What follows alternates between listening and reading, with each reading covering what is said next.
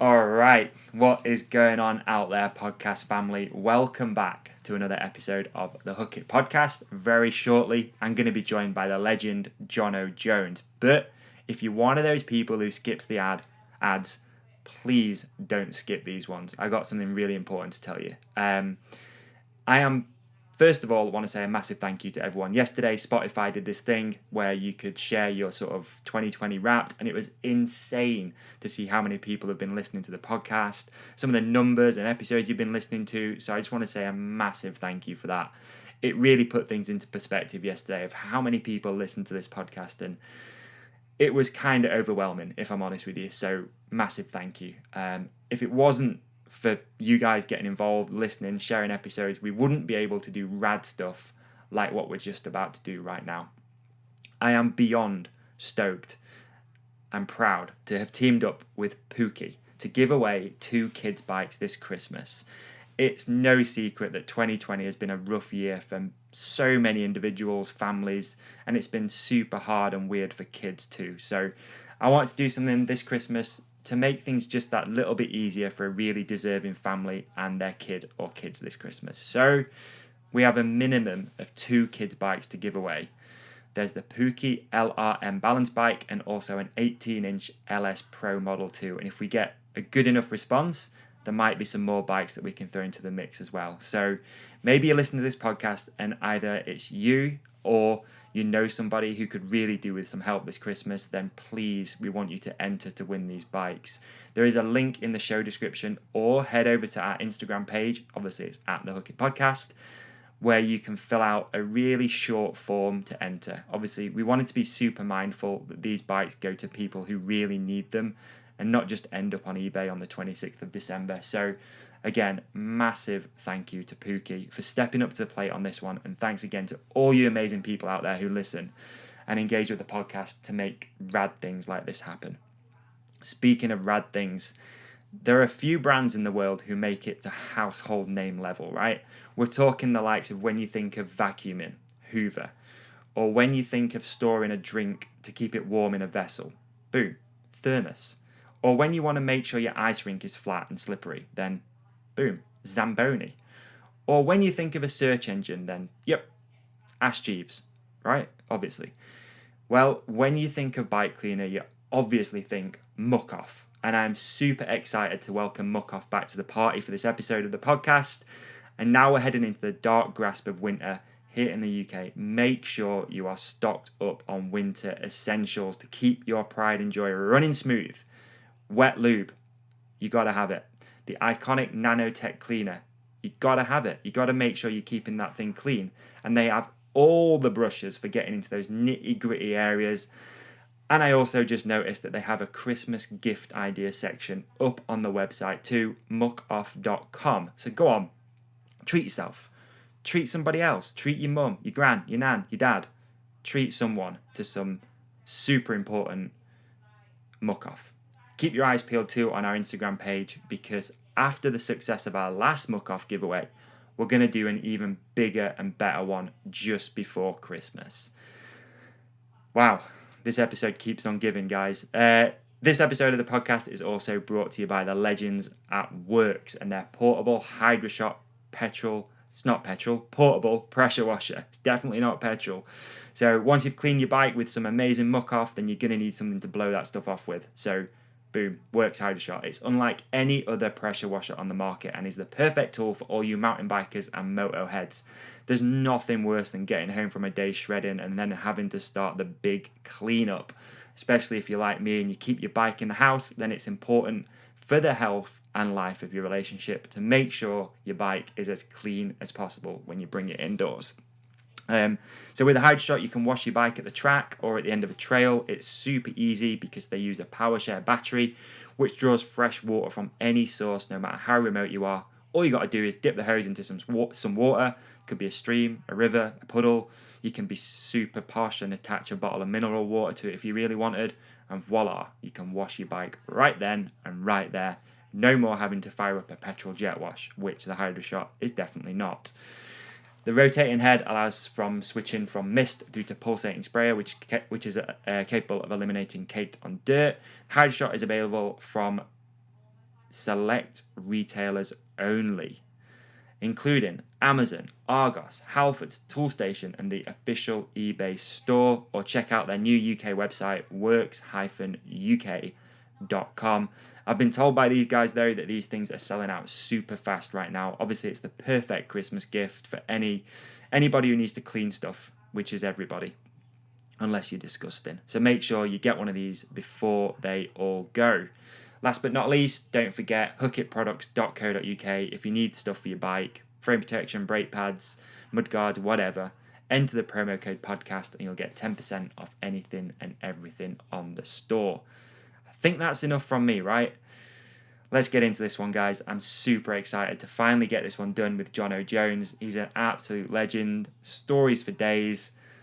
A hero of mountain biking. A national treasure, some might say. And let's get into this one. And welcome to the podcast, Jono Jones. Enjoy. Riders ready? Watch the game. I got big boy pants on! Did we just become best friends? The Hook It Podcast.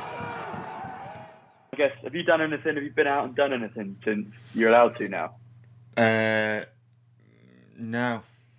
No. In what way? Like what? Yeah. Like, I've been to the pub or anything? No, we're in tier 3. Oh, right. Yeah.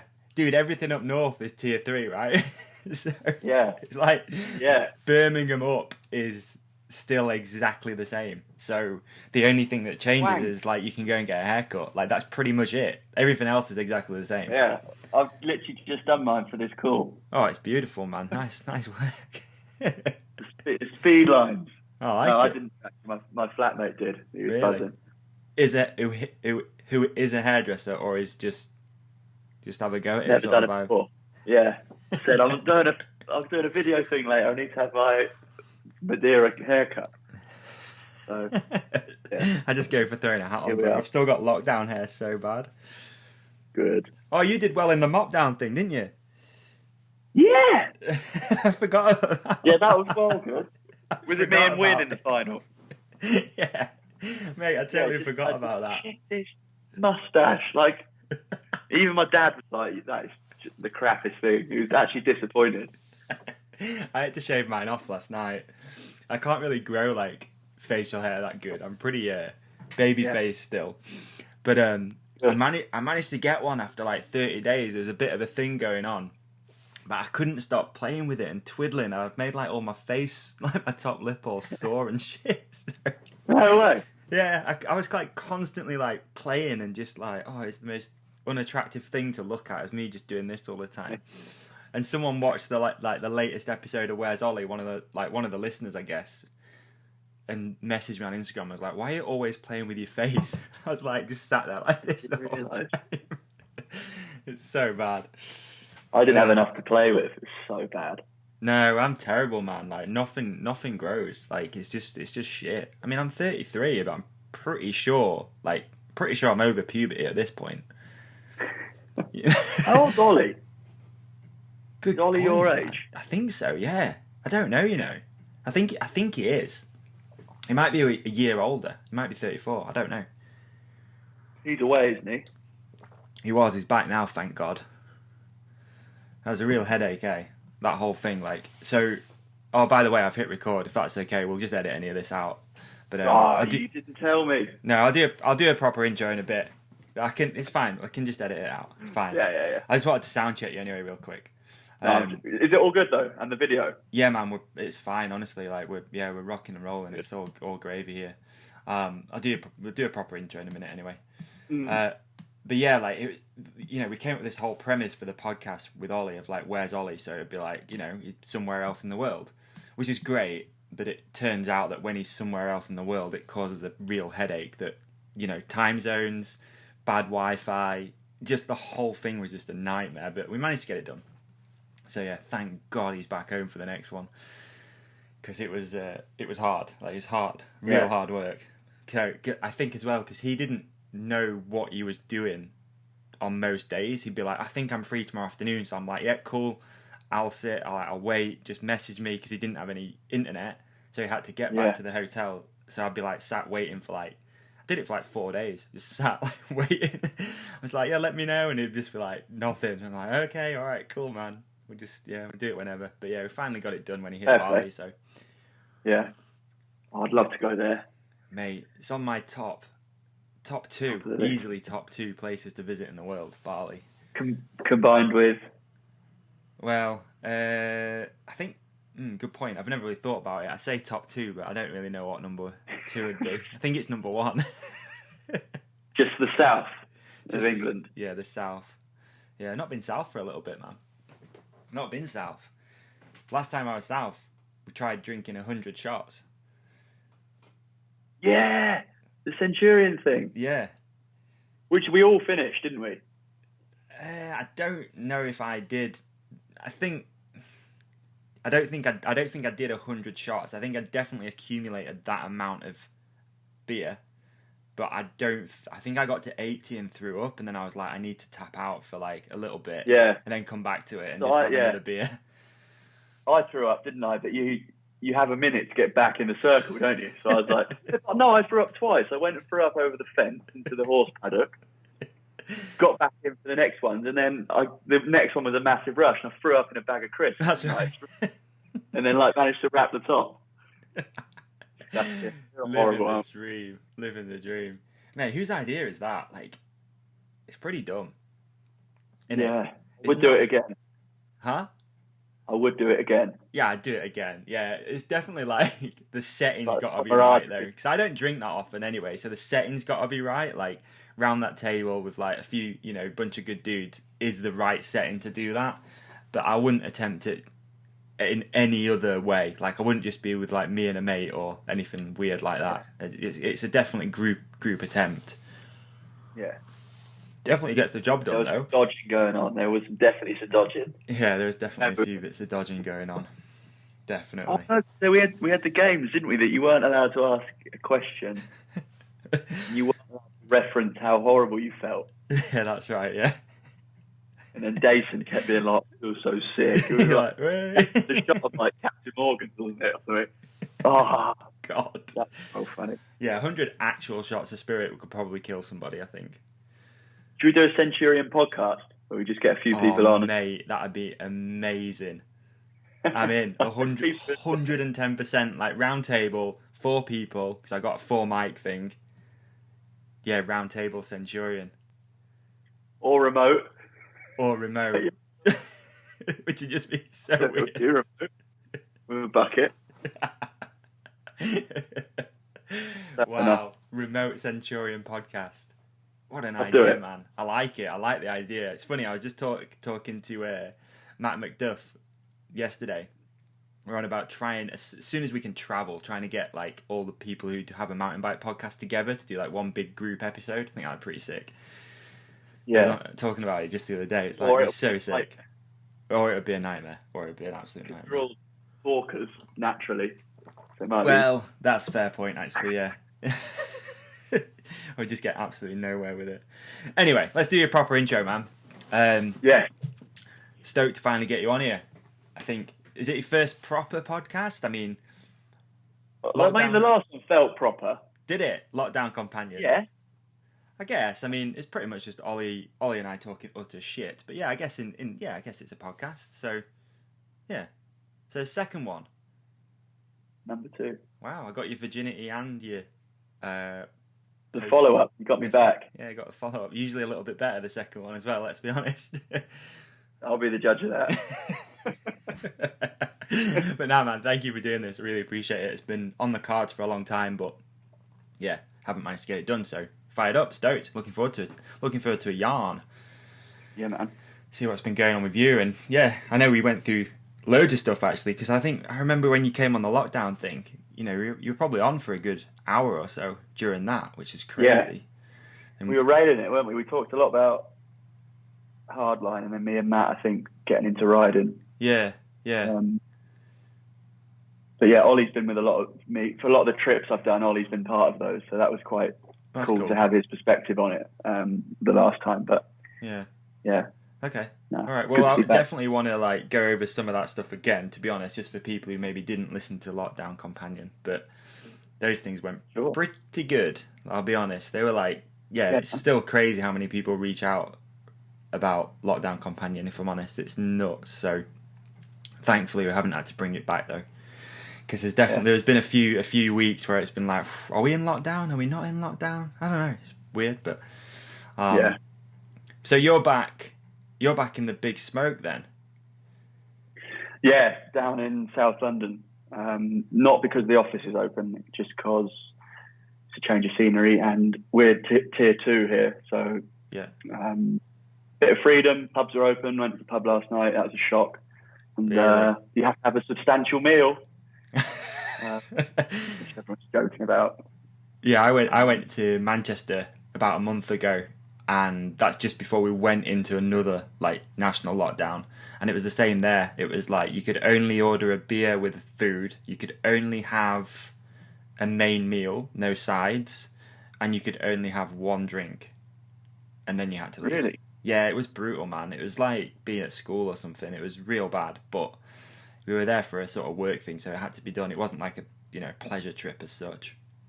Yeah, so I don't understand that rule. I know we don't need to discuss politics, but like if you get people in, yeah, and you get one group of 6 come into a pub, and then you fire them back out as quick as possible, you just have like a change of footfall all the time. Whereas if you get a load of pissheads in for the whole night, they'll spend loads of money and then not like spreading more germs.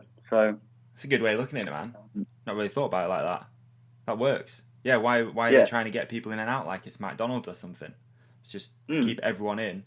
Yeah, that makes total sense. It's been the strangest year, man, hasn't it? It's been the absolute strangest year. yeah. And the weirdest thing, again, we don't need to go too far into it, but it's like there doesn't seem to be an end. Let's go far in. There doesn't seem to be an end, though. Like anything like this, usually you can go like, okay, come whatever month or week or day, it's over. But it just keeps getting almost not worse, but kind of worse, that you don't really know when the end is. Like, you're down there, you don't know if you can go back to the office to go to work. It's like, it's just and then I think there's so much anxiety around, like, you can have like 5 days for Christmas. Okay, cool, 5 days for Christmas. But then chances are we're going to go back into lockdown in January. That's the way it feels like. And it's just like, when does it end? Like, when does this actually end? Does everyone have to have a vaccine and then all of a sudden you can start doing shit again? Or it's crazy. I don't know, man. Yeah. What's your take on it at the moment? Because I'm in tier 2 now, it feels like it's ended. Does it really? Like you can you can see your mates again. And is there no restriction on how many friends you can see? I don't have many friends. That's maybe, fair. so. Yeah, that's true. Yeah. I'd be the same, man. It's like you can only see 6 and you're like, I struggle to How get 6 people together. Yeah. We're just jumping in by the table. But no, like, it's like, feels like a small win, because you can go, bump into your mates and whatever. I was lucky. I think we said last time I went back to my parents' house for the first lockdown, and we've got Woburn Woods there, which is obviously how I got into biking when I was younger. So I could ride from home, and the bike park wasn't open, but there's still expansive like trails to go and ride. So I was super lucky. But around here in built up areas, I don't know how people managed it.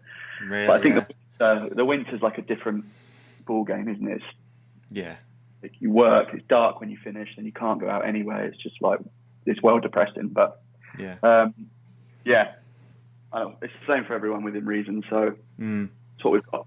What's it like in the actual? Have you been like into London as such, or are you just on the outskirts? Because what's it like? Like, is the people around? Dead. Is it really? Yeah. Completely dead. So our office is closed, I think, until about April time. Right. Provisionally. But I went to see a couple of mates who actually tarmacking a pump track in East London. Right. Kai Forte, do you know who that is? Yeah, I do. Yeah. I don't know Kai personally, but I know we've got a lot of mutual friends. Boy. Yeah.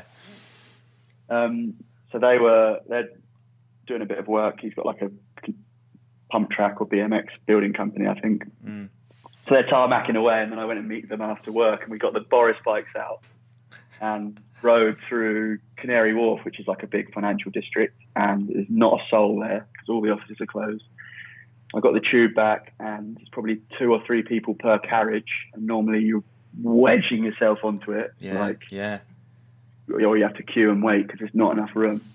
There's just no one about, which is quite nice. But then I do quite like the busyness of it down here, and it's just not the same. But so you're one of those dudes then that likes the hustle and bustle of London, even being like a set country boy, I'd guess, growing up, right?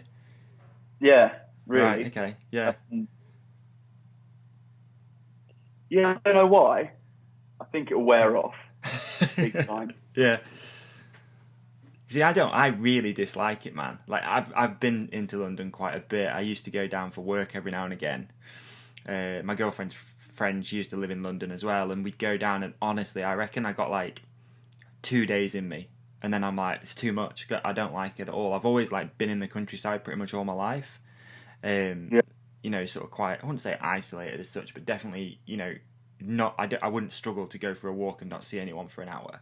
So then when you sort of, personally, when I'm faced with that amount of people and traffic and noise, it doesn't go down well with me, to be honest. I just can't stand it. And I do like the, I remember a few years ago, actually, I went down to London and went to Warped Tour on my own, which was a bit weird. But I went to talking about not having any friends, I went to Warped Tour on my own.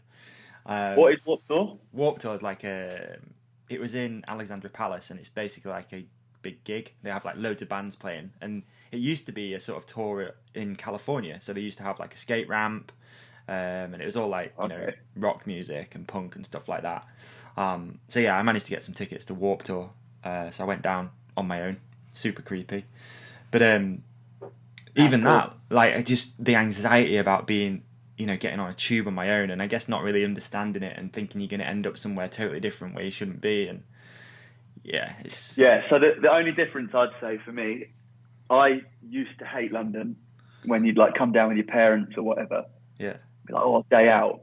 Because you sort of float about a little bit, and you don't know where you're going, and you don't know what's around the corner, and everyone's bumping into you because you've gone to those touristy locations where where it's busy, sticks and bumping into each other. Whereas like now I live here and work here, it's like, yeah, it's a massive spider web, but you always know what web you're going to, and you're like, right, I'm in the office, then I'm going there, seeing someone there, and then I'm going to do this, and then I'm going back to my flat. Yeah. So you've always got like a bit of a mission, rather than just sort of bumbling around.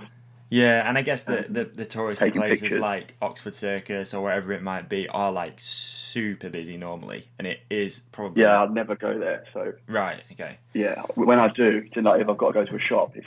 Yeah, no, you're right, it's quite shit. All right, get the flat on the market. Moving back. Yeah. Yeah. But like, as someone though who's... The outcome of it.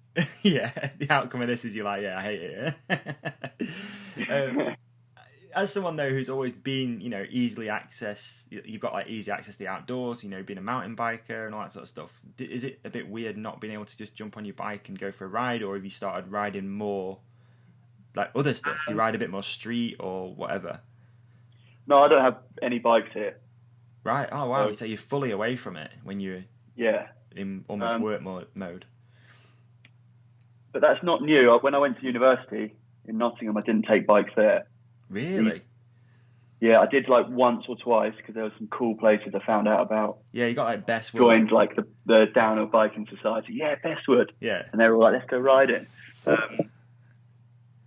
And they had the Bucks thing. I don't know if you've been to uni, but there's like the inter-university sports competition. So there's like a football league, rugby league, American football, every sport you can think of, and all the national universities compete in it. But there is a downhill competition, right, just for students, and it's so sick.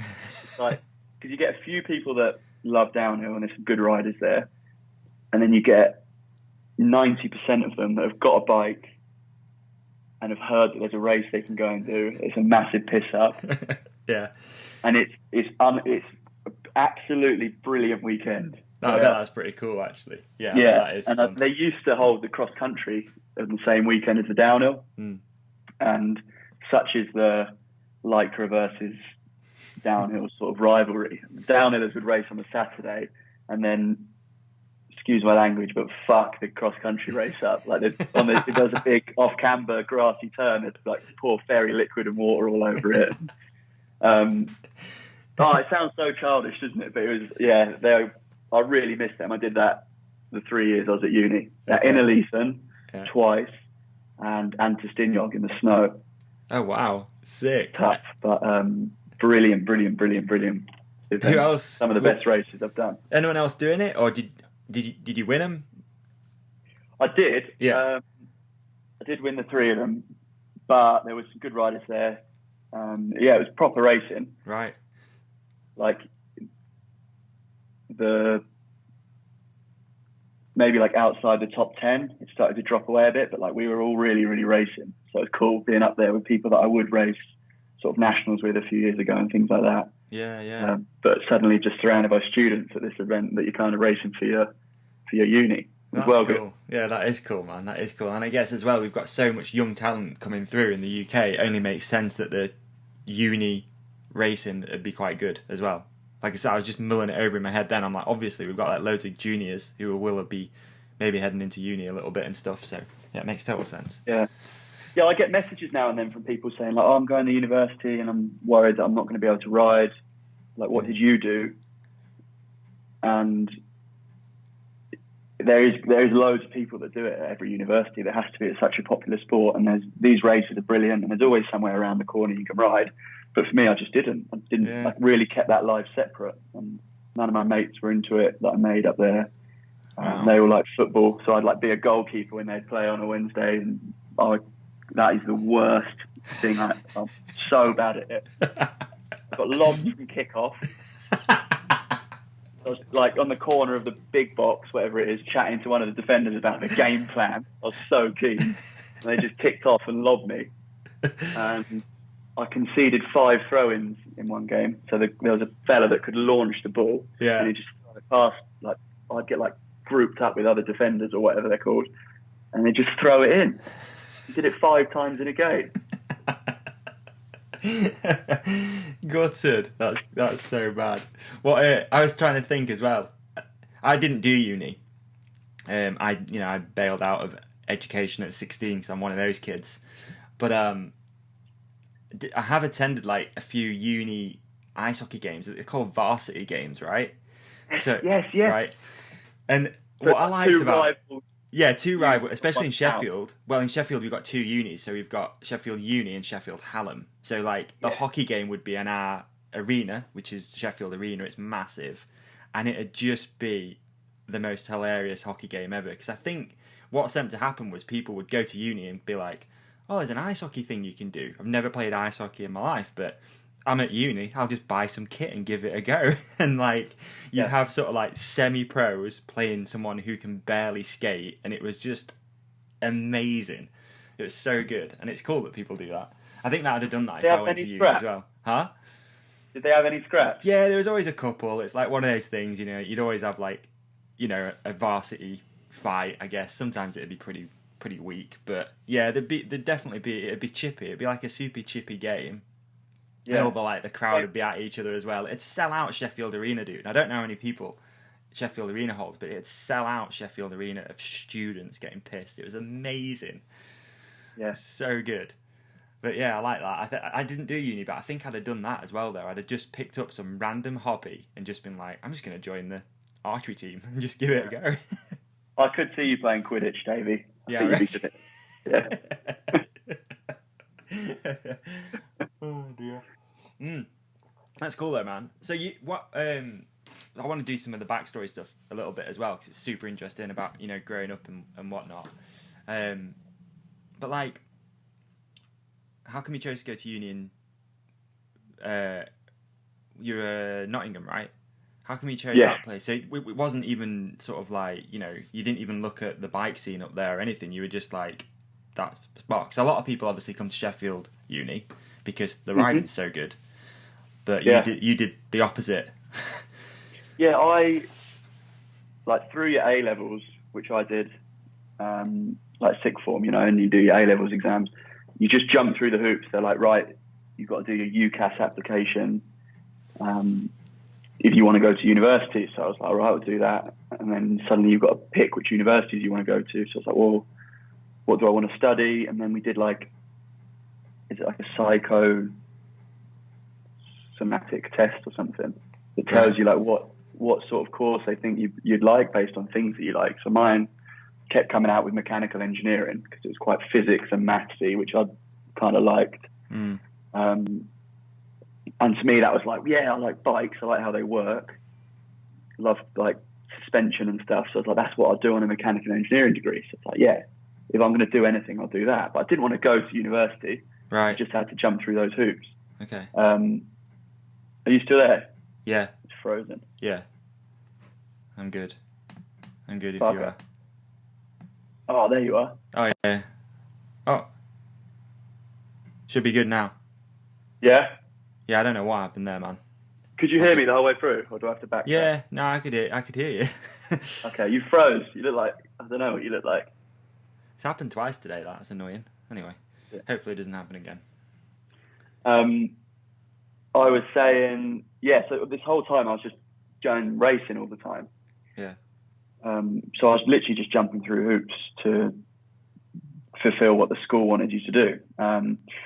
So once you pick your course, you pick where you want to go. And my mum used to like drive us around and visit all the universities. And we'd sort of just walk around staring at the floor because for Matt and I, we were never going to go. We just liked biking. So then I picked Bristol as my first choice because it apparently was a really good one for the course, because that's all you've got to go off. I don't know anything about these cities. Then Bath, and then Nottingham, and I didn't get an offer from Bristol because they wanted all 8 stars at A level.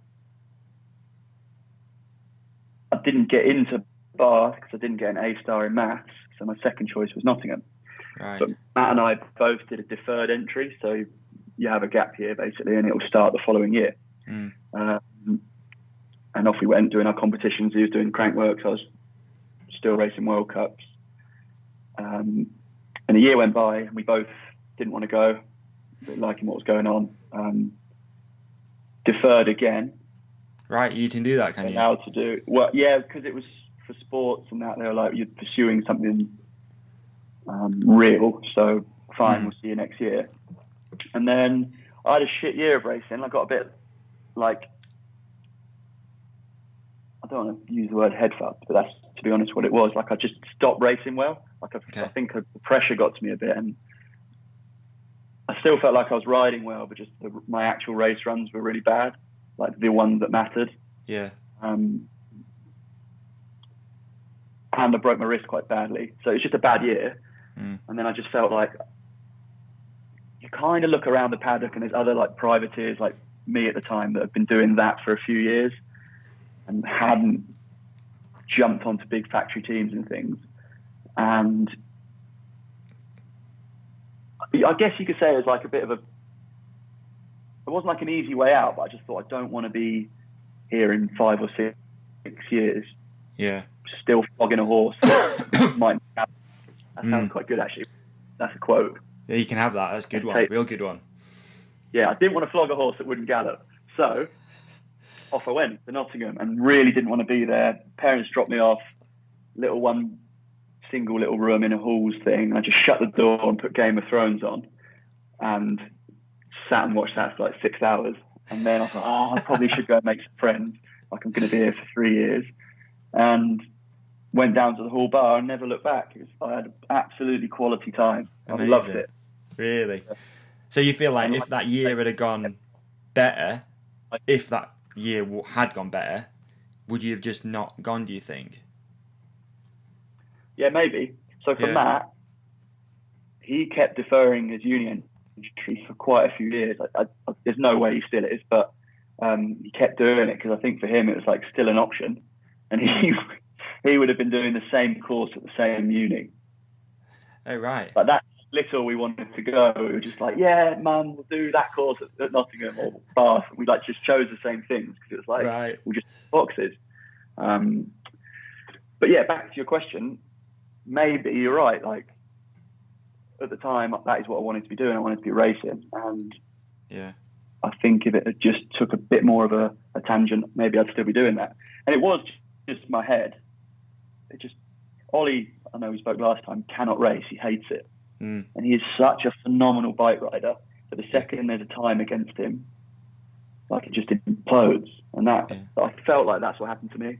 But what's cool now is because I've got something else going on, I've got those years under my belt of starting a different career.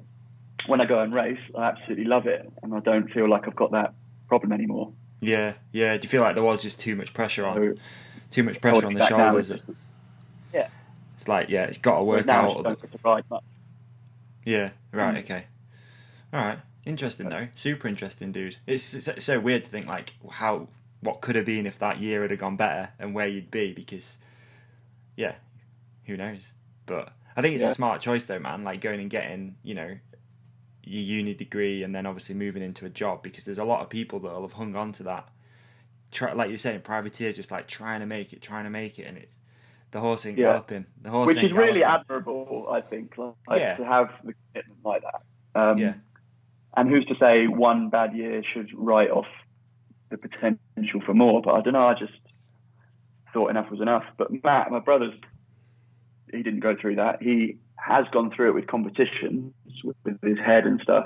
It's very, very similar to me, and does not like competing. So he's really found a niche that works for him now. That's not to say he doesn't perform well at them. He just, I think, got a bit like I did, and it's not really a lot of pressure, really. Yeah, there's people watching, especially what he does if it's like a show. But you're just doing what you'd be doing with your mates at the weekend anyway. Only now there's just a clock running. Yeah, I guess. Just that single element of it's just weird. And some people like G Atom under pressure. I've heard stories about him, and like he just relishes it. Like he's so good when you've got to put all the cards on the table, which is quite timely with that project he just put out. I haven't seen it yet, actually. I know it's come out, like, was it yesterday or today? I haven't managed to watch it yet. Yeah. Big. Is it? Big jumps. Nothing looks big on camera, but they still look big. Yeah. And I've been up to that bike park. That is such a sick place to ride.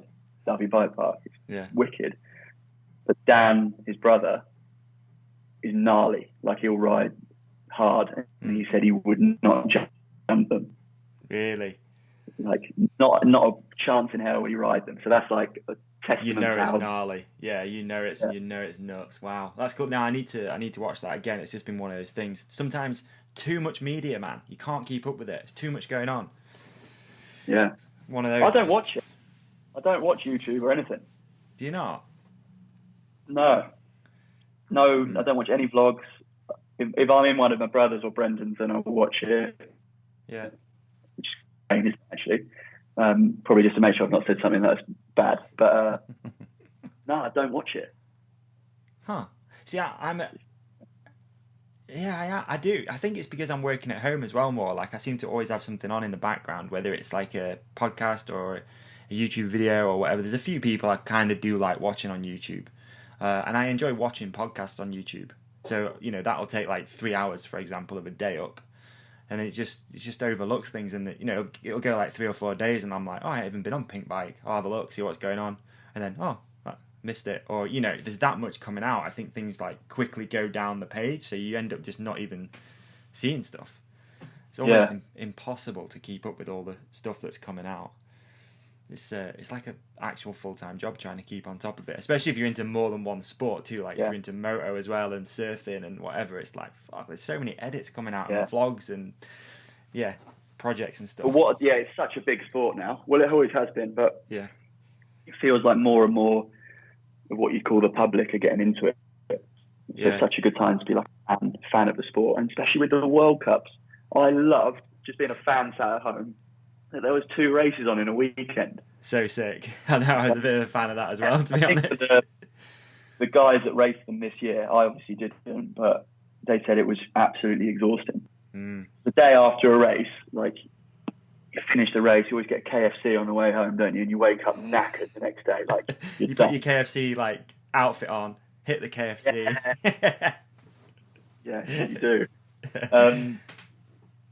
And then they've got to get up and go and practice again after that same weekend, which was tough for them, but real cool for us, I think, to watch. Yeah, it definitely was. It's cool that they even managed to save any of the season, to be honest, because it looked like it was a no-go pretty much all the way through. And it must have been hard as well, training for that, because I guess you've got to keep the training up, but not even knowing if there's going to be a race, and you've got to be ready if there is a race. That must have been real tough. And a short off-season now. Yeah. Yeah. Yeah. Are you aware of like what it's done for athletes when it comes to deals and stuff like that?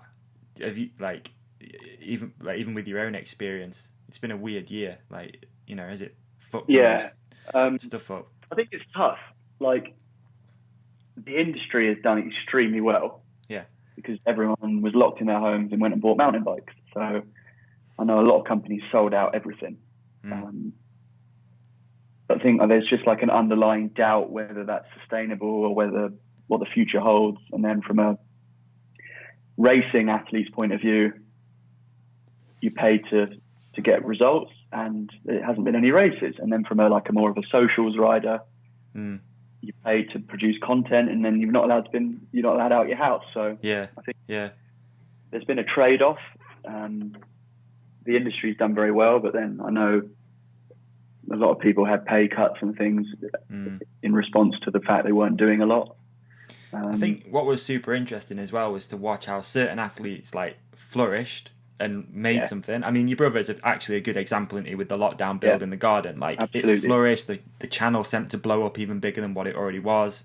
And then you have certain athletes, which is, it's their deal, whatever, but you won't hear anything from an Aaron Gwynn or a G is probably a good example, although he's just put this project out. Those guys are just training, they're just in the grind, just keeping it rolling. Yeah. It was really interesting to watch how that all unfolded, to be honest, and how they all dealt with it. And I remember early on, you started seeing all these, even new podcasts popping up. Everyone, all these athletes were starting podcasts just for something to do, and it's this is really cool. Hopefully it's sustainable, but it's really cool to see how people are right, what can I do? Yeah, Those first few months, man, Danny Hart did every interview, every podcast. He was everywhere. And then I think he was fucking hell, racing's probably way easier than doing the media stuff. He went back into the pain cave, I think. Yeah. I like Danny. He's well funny. Yeah, same. Big really Danny like Hart. He's cool. Same. David, can I run for a wee? Yeah, sure. What I'm going to do is I'm going to hang this call up and call you back. Because it is a bit notchy, and we'll just try again. Why? They're the best thing ever. Oh, you got on the trial scene. Yeah, of course. I thought you meant street trials, mountain bike trials. Oh, well, I've not done that actually. I'm so bad at motorbike trials, so it's really a good thing I'm doing. What have I done here? Let me just... fuck it. Language. Actually, can you help me? I've blown myself up, so I'm next to you. Oh, really? And I don't want myself there. Can you double click the screen? Eradicate me back to the corner. Can you double click the screen?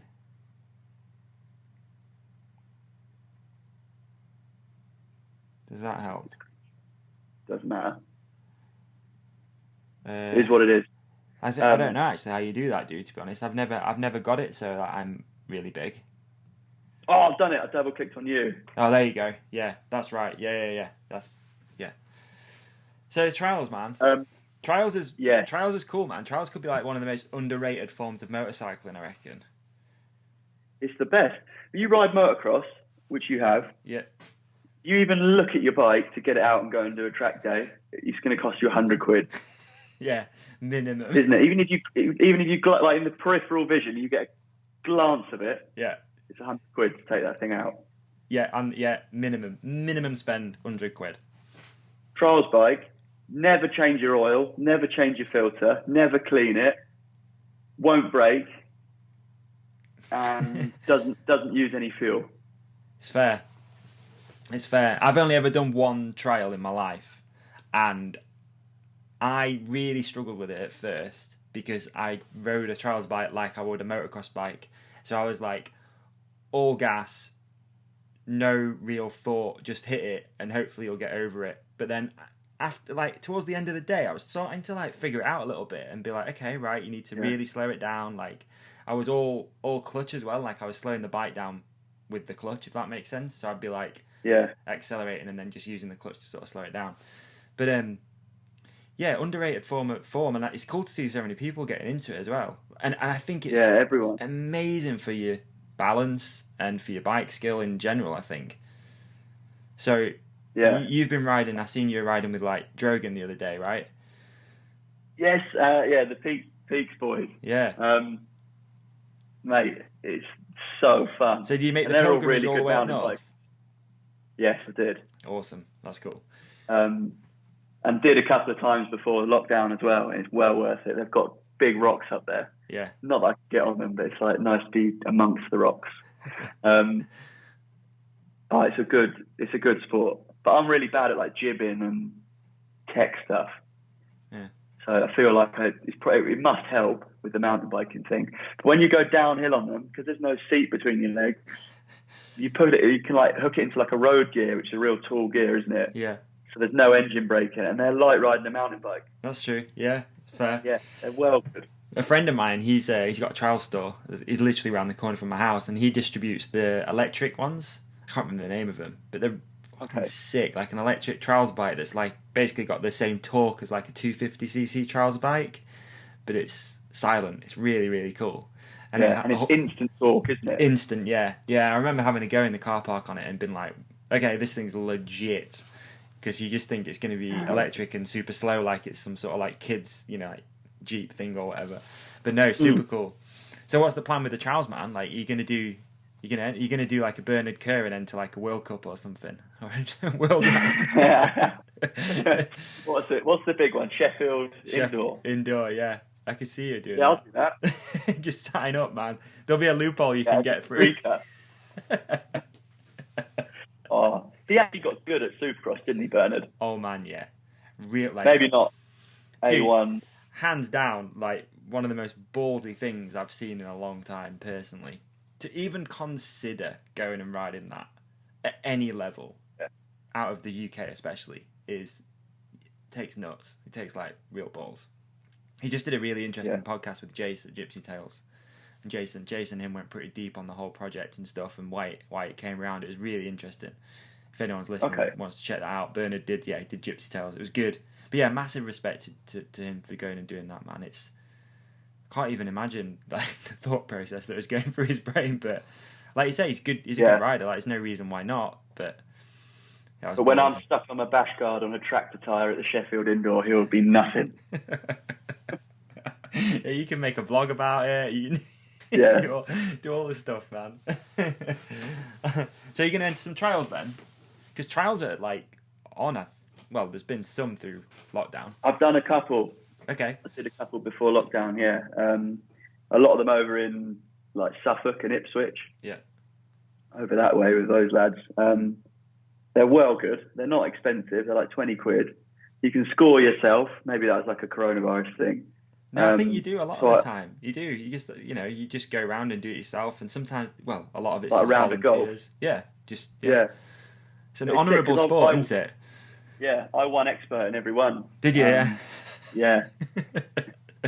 But no, it's well good. A lot of old boys do it as well that are just unbelievable. Yeah. They're unbelievable riders. Yeah, they are. It's not that exerting. It's just technique. Yeah. And I've got zero technique. But yeah, it's cool to just be terrible at something, and every time you go, you feel like you've taken something away from it. Yeah. And especially with the lads I do it with, the Suffolk lot, and then the Stroggy and the Hockenalls and that. I think we're all in quite a similar boat of just learning and just having a wicked time, getting stuck in rivers. Yeah, it's cool. Like you say, it's something totally new as well to like throw your hand at and give it a shot, innit? I need to get on that program, to be honest. I do need one. The thing I struggle with here is at home I don't have a garage, so like I have to keep buying toys down to a minimum, because if it doesn't fit in the house, it's a bit of a nightmare. They're no bigger than a sheep, a trials bike. Yeah, we do have sheep as well. Get it through the door. Yeah, we do have sheep, so we reckon stick it in the pen. Can get one in. Oh man, yeah, need to get on that program. What made you buy a trials bike? Just because mates were getting them. Yeah. Really, okay. Yeah, and they're just cheap. Like doing it's cheap as well. But anyway, we'll probably talk about it. I could talk about it forever. I don't know anything about it. Some mountain bikers were legit trials riders. Like Warner is legit on a trials bike. Petey's really good. I've heard. I don't know, but Petey's apparently really good. And I've got a few friends up here that are natural mountain bikers because they've come from a trials background, because they just have that balance. They have the body positioning. It teaches a lot of lessons, I think, when it comes to transitioning over into mountain biking. Sam Dale and Matt Hockers are handy. For our group, they're all handy. Bro, the Hockenalls can do anything. It's really annoying, isn't it? In it, yeah. Like anything. Have you hung out with them much? Enough to know that anything that they do they're just really good at it. 10 out of 10, yeah. Whether it's like football, mountain biking, like moto, trials, just anything. Yeah. I think Dave especially, or Sam, the youngest one, he's in like the Cade sort of crew, like not crew, but like that cohort of riders that are just untappable style. Like, totally. I'm well envious. No, mate, those guys are killing unbelievable. Yeah. That like new breed that's coming through, like you say, you've got like Cade, Dave, that like 50 to 1, you've got like Samco, is it Samco Fano? Yeah, all that little crew, man, they all just seem to just vibe off each other, and that like new breed of riders coming through is insane. So cool. Watch them all day. They're the bollocks. Yeah, definitely. Well good. Yeah. What I want to go back a little bit, man. Interesting stuff. Yeah. What's your first memory of riding? And when did you first get into mountain biking? And because I think we spoke about this on the lockdown thing, but I remember you from Four-Cross. I remember seeing you at some Four-Cross events. Yeah. We did a couple of BMX races. Right.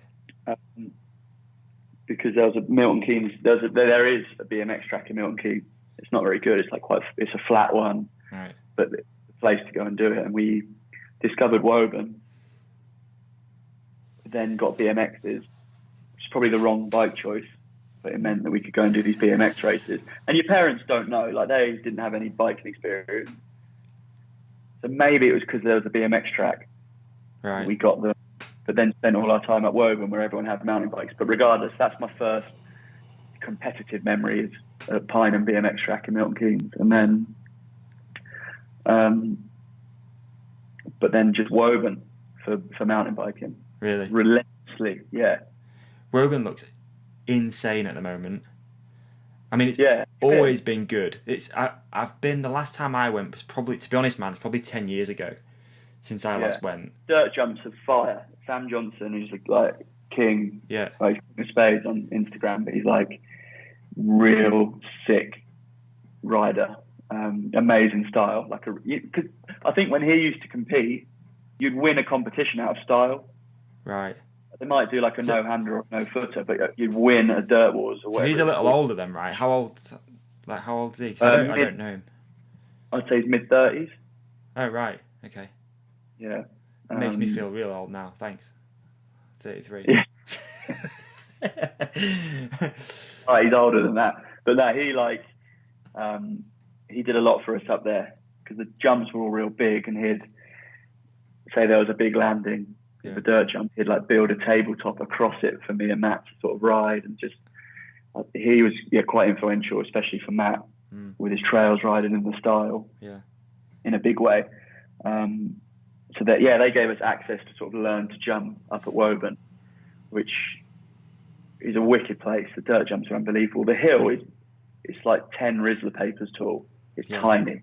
Yeah. So for me, getting to downhill from there is probably weird, but I think because it is such a small hill, there'd be like a track of 3 or 4 corners, so you just hit them all really hard rather than I don't know what another, like just if you're in Wales and you've got big downhill tracks, you can kind of just meander down them, can't you? Because it's like so long and fun.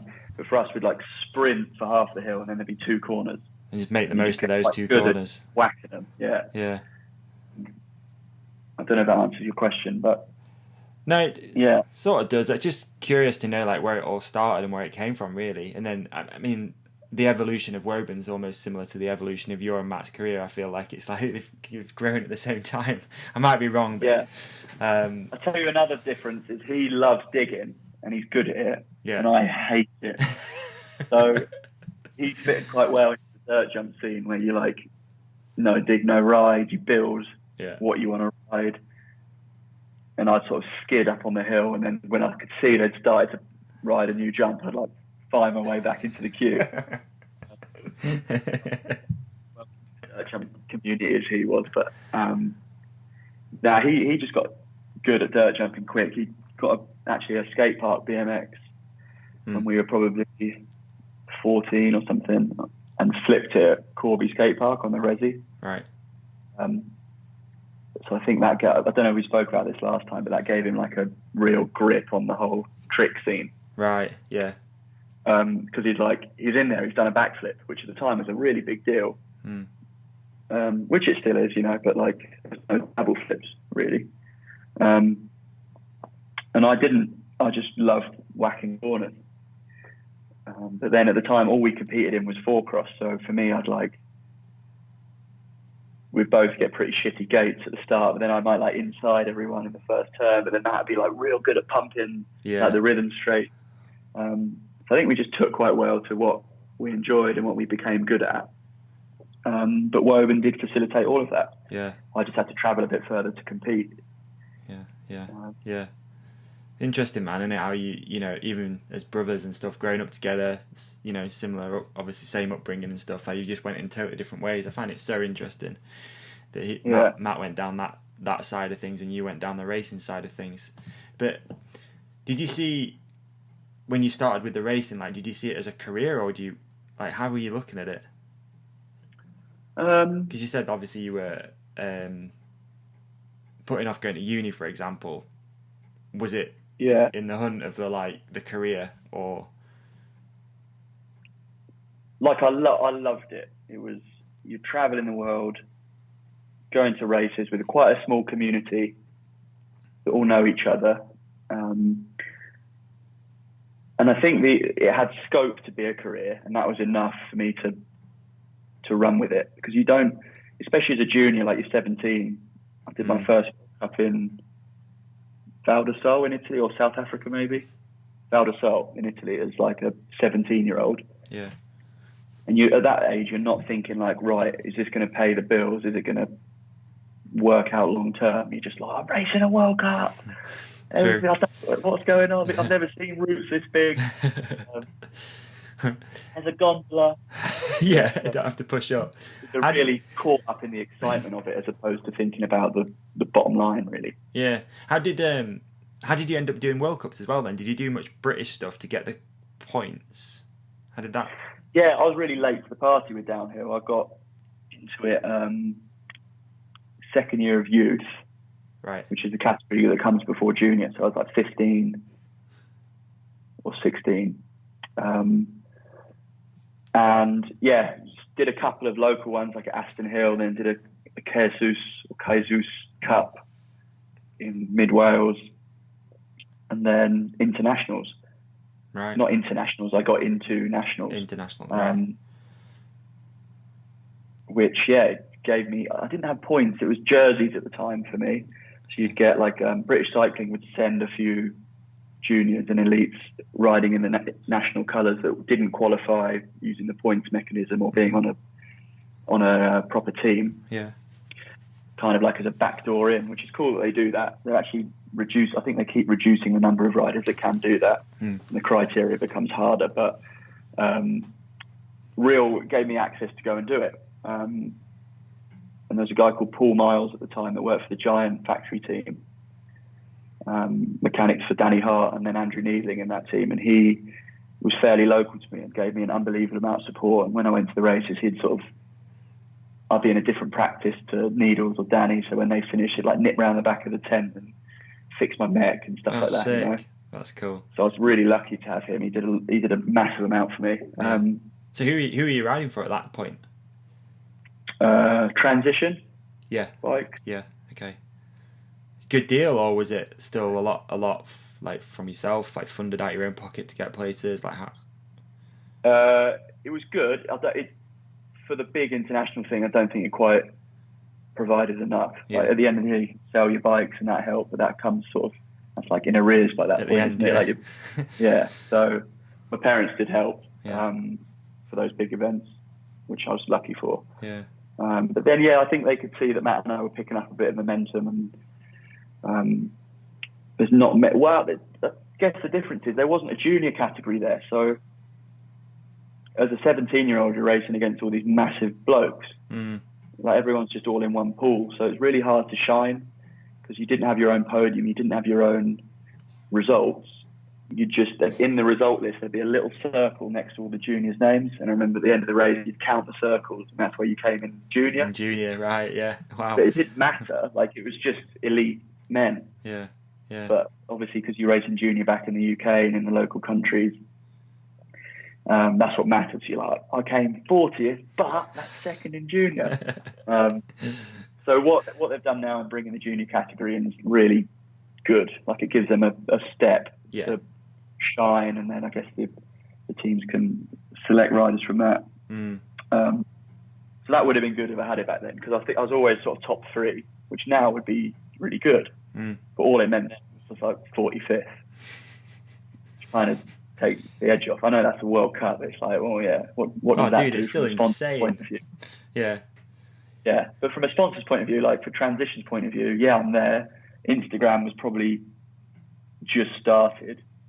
So all there really was the race and then the write-up at the end of the weekend. And that really is like a mid-pack result. So they weren't getting a lot from you like they are now from the juniors. Yeah. That's true. Yeah, definitely. So you feel like it could have been totally different had there been a junior category? You could have... Don't know, did you lose like a bit of momentum with it at all? Like, was it a bit like, fucking hell, going out and getting 45th? No, I don't know. Like, it's kind of hard. The guys that were... people that I was competing against, like Bruni and Richie Roos and Mike Jones was my age. Right. We'd all be sort of here about in the same spot, and then so they were in the same boat. They didn't have a junior podium, but they made it work. So it's by no means because of that. I just think that's now a really good opportunity for juniors to show their speed. Yeah, totally. And would have been nice. It's good for sponsors too, because it just outlines, they're in that category, and you can start selecting people for the big leagues as they come through. Yeah, for sure. Yeah, interesting. So, what year was that when you so that was like Instagram was just starting to pop off? So what we're talking 16, 17, or way earlier? As a junior, no, 2012. Oh fucking hell! Really? Yeah. Jeez. Junior world time champ. goes fast. Okay. In 2012 as a junior at Leogang. Okay. Broke my collarbone in my race run on a borrowed bike. I broke my bike. Oh. And had to borrow Will Longdon's Saracen, which was gnarly. Yeah, super gnarly. Yeah, he was funny. He'd like, so British cycling, that was the one event you felt like you were a celebrity. Like and I hope they still do it. I'm not sure. I think they've sort of reduced some of the support, but at the time, you'd all go off together in your national like colours and your tracksuits, roll in together and stay in a nice place, and there'll be a real team mentality, and it's like a national team. It doesn't matter what bike sponsor you rode for or whatever. In the evenings and in the mornings and on track walk, it was all like a pack. And Will Longdon was sort of like, did a lot from an organisation perspective, but he was a real like mentor and coach for us all as well. Okay. Because he's got the experience, and we're just like little kids that just frothing. Like, we don't know if we're like chasing after girls or if we're going to have to do a race. And it's like, have you heard there might be a party at the end of it and stuff like that. It's just like you're in this crazy place. So he was like, he's real mentor. But I went up on his bike in the driest of conditions at Leogang, and there's like a big motorway section like there still is. And I remember hearing that there might be a storm on race day. Right. And I was like a 4-cross racer that had done sort of 2 years of downhill. And when I raced in the wet, like you'd never prep for it. Yeah. I didn't know how to change a tyre. You just do it. So I was thinking, right, this is serious now. This is world champ. Like I need to be able to do a tear off. I just remember getting it stuck in my head. I'm gonna have to do a tear off, which was a huge deal. So I remember prepping my goggles, to a tear-off Yeah. in the dry, like Okay. 2 days before finals, and going up, and there was a big tabletop on this motorway, and then the bone dryer came over it. I was like, sick, I'm going to do like a Bren dog. You see it in all the film. Yeah. Pull a tear-off in the air, and I grabbed all of them at the same time and a big goggle, pulled my goggles like off my face, missed the bar when it landed, and just turned off into the grass, went over the bars and landed with my neck on an electric fence and got the shock of a lifetime. Like it almost paralysed me. And got to the bottom, and I was like so sort of shocked, literally, no pun intended, by the whole ordeal. I told Will Longdon, I was like, I've just tried to do a tear-off and this is what happened. And he absolutely bollocked me. He was like, this is not the sort of place you should be doing that. Like, this is serious. This is world champs. And I was there trying to be serious. But no, it was well funny. Oh, man. Pulling tear-offs used to be the thing when I was young as well. I used to, like, love styling out a tear-off pull over a big dirty jump. Motor jump, of course. Still Like, don't have to do it. You don't have to take your hand off when you're riding, do you? no. That's classic. I never mastered it. Oh, man. Classic. Man. So what? How many years did you spend, or have you spent racing World Cup then? Have you done pretty much almost every year since? Like, because honestly, man, I honestly don't really know. Like, did you take a whole bunch of time out through uni, or? I probably didn't miss one from the start of 2012 to the end of 2015, probably. Right. Yeah. So like 4 years, 12, 13, 14, 15, 4 years of all of them. And then since then, like, I don't even know what my last one was. I've not done them recently. No, I have. Well, 2019, did you do some?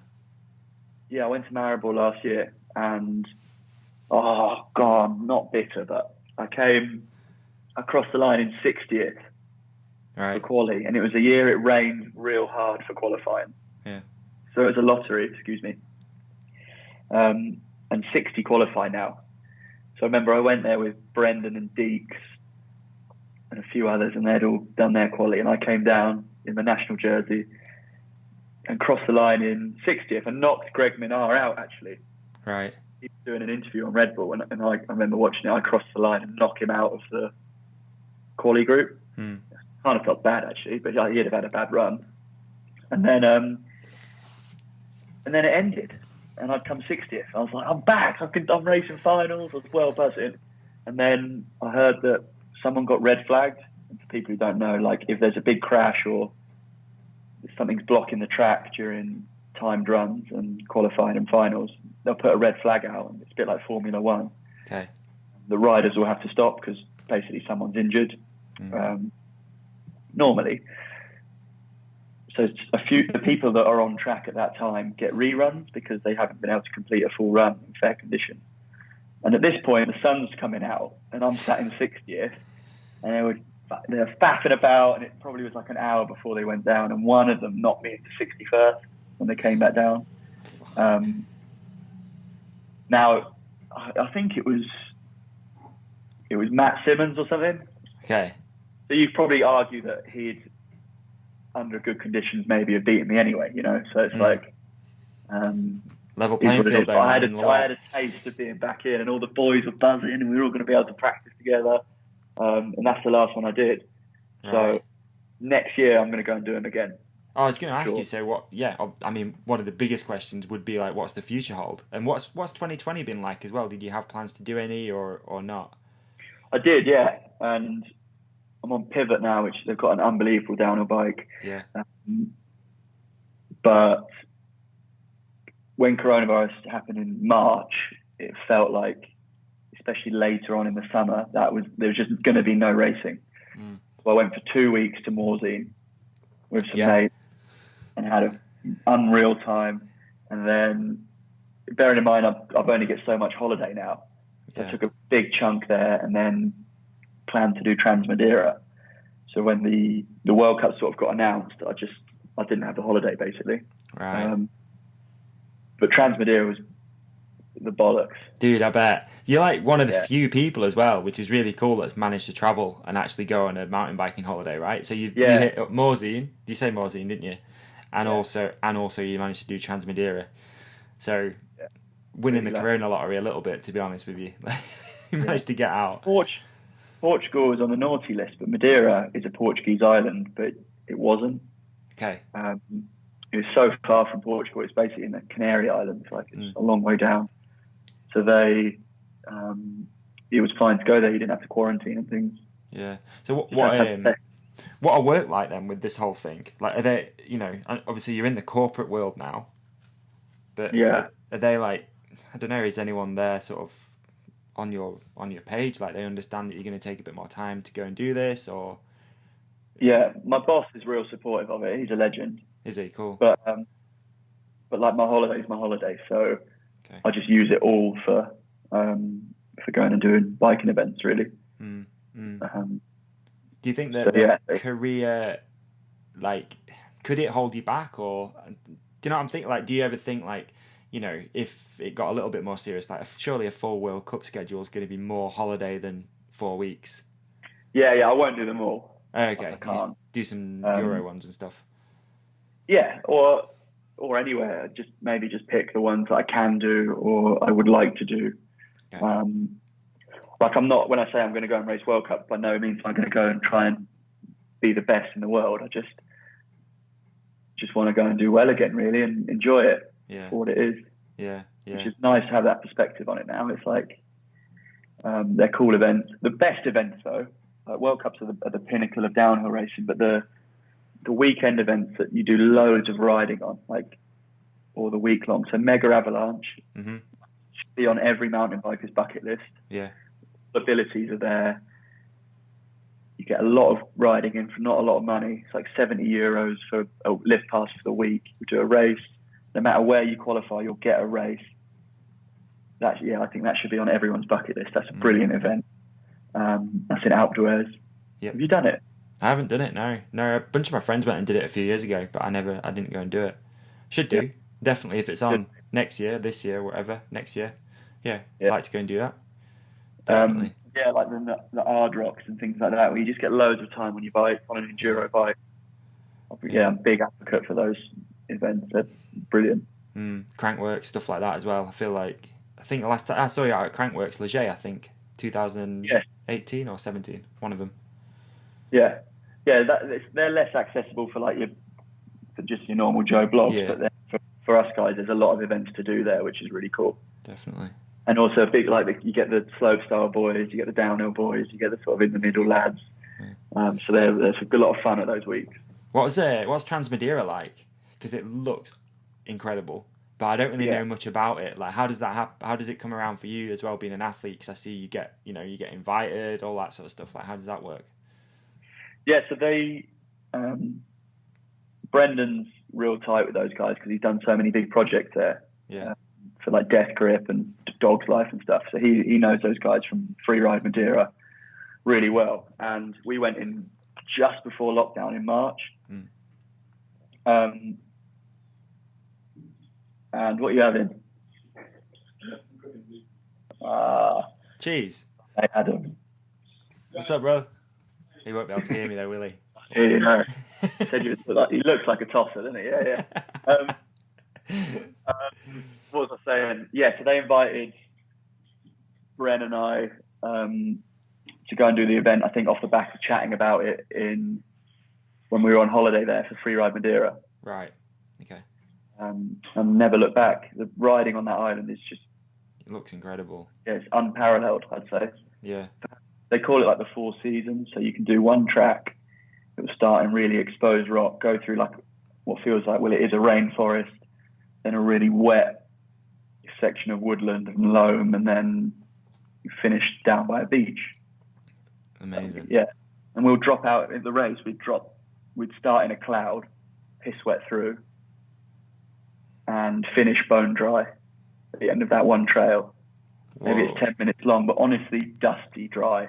Yeah. Like a wet gooch. It's unreal. And that, as a race, what's it like? Is it a race vibe or is it a bit more chill? I don't really know anything about it, to be honest, other than you see amazing content from it.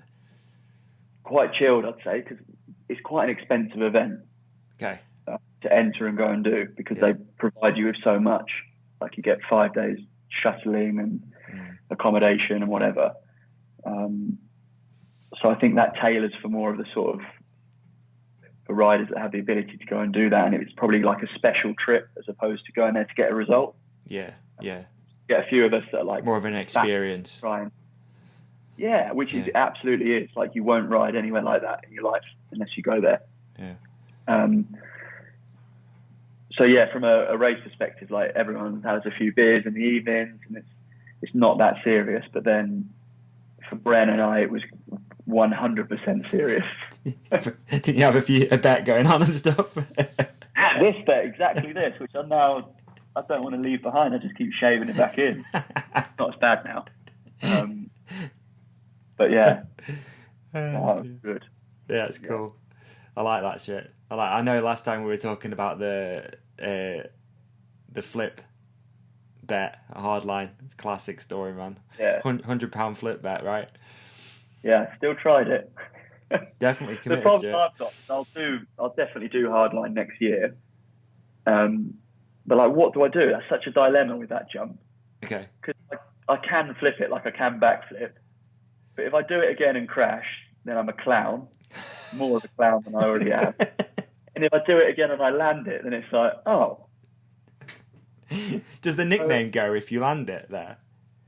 Or are you into the Scorpion King nickname? Like, yeah, I'm well into it. Yeah. Yeah. So I don't know what to do about that. I think that's the end of my hardline flip career. But I get so hyper when everyone's there. Like, we'll see what happens.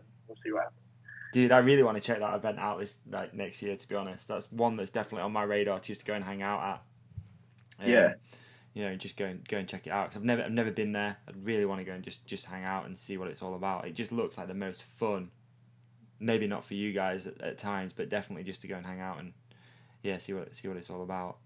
Yeah, it's funny. Like, it's quite a split vibe. There's a few lads, G and Bernard, and that are there to win and get a decent amount of prize money and defend their crown, if you like. There's like quite a few of us that are quite happy if practice get rained off and stuff. It's a brilliant event. Fair play to the organisers, and that. The course is unfathomably terrifying. More so in person as well. Yeah, I can imagine. If it looks big on TV, like you were saying about G's Edit, like if it looks big on a screen, like it's fucking big in real life. Yeah. What's the gnarliest feature on there? The one that scared me the most is the road gap.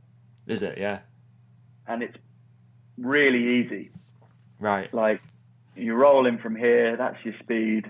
You can see the landing just about, because you can kind of see it off the sides. So you can gauge your pull. The landing's really gnarly because you do land real hard, like pedals hit the floor, and then you try not to lock up for a big berm. Okay. But it's really easy. Like, if you put a blind guy on a unicycle and set him off with the right speed, he'd land on the landing. Do you know what I mean? Yeah. Don't do that. It'd be really nasty. But so from that perspective, it's like real easy. But the consequences, if it went wrong, for me, I couldn't get that out of my head. Like, if you case it, you'd obliterate your bike and your body. If you went too long, you wouldn't stop for the corner. I was real scared of pedaling. So the lads, like, when you're racing, they'll come around the corner before, pedal down it to generate speed, and scrub it hard, like brake check.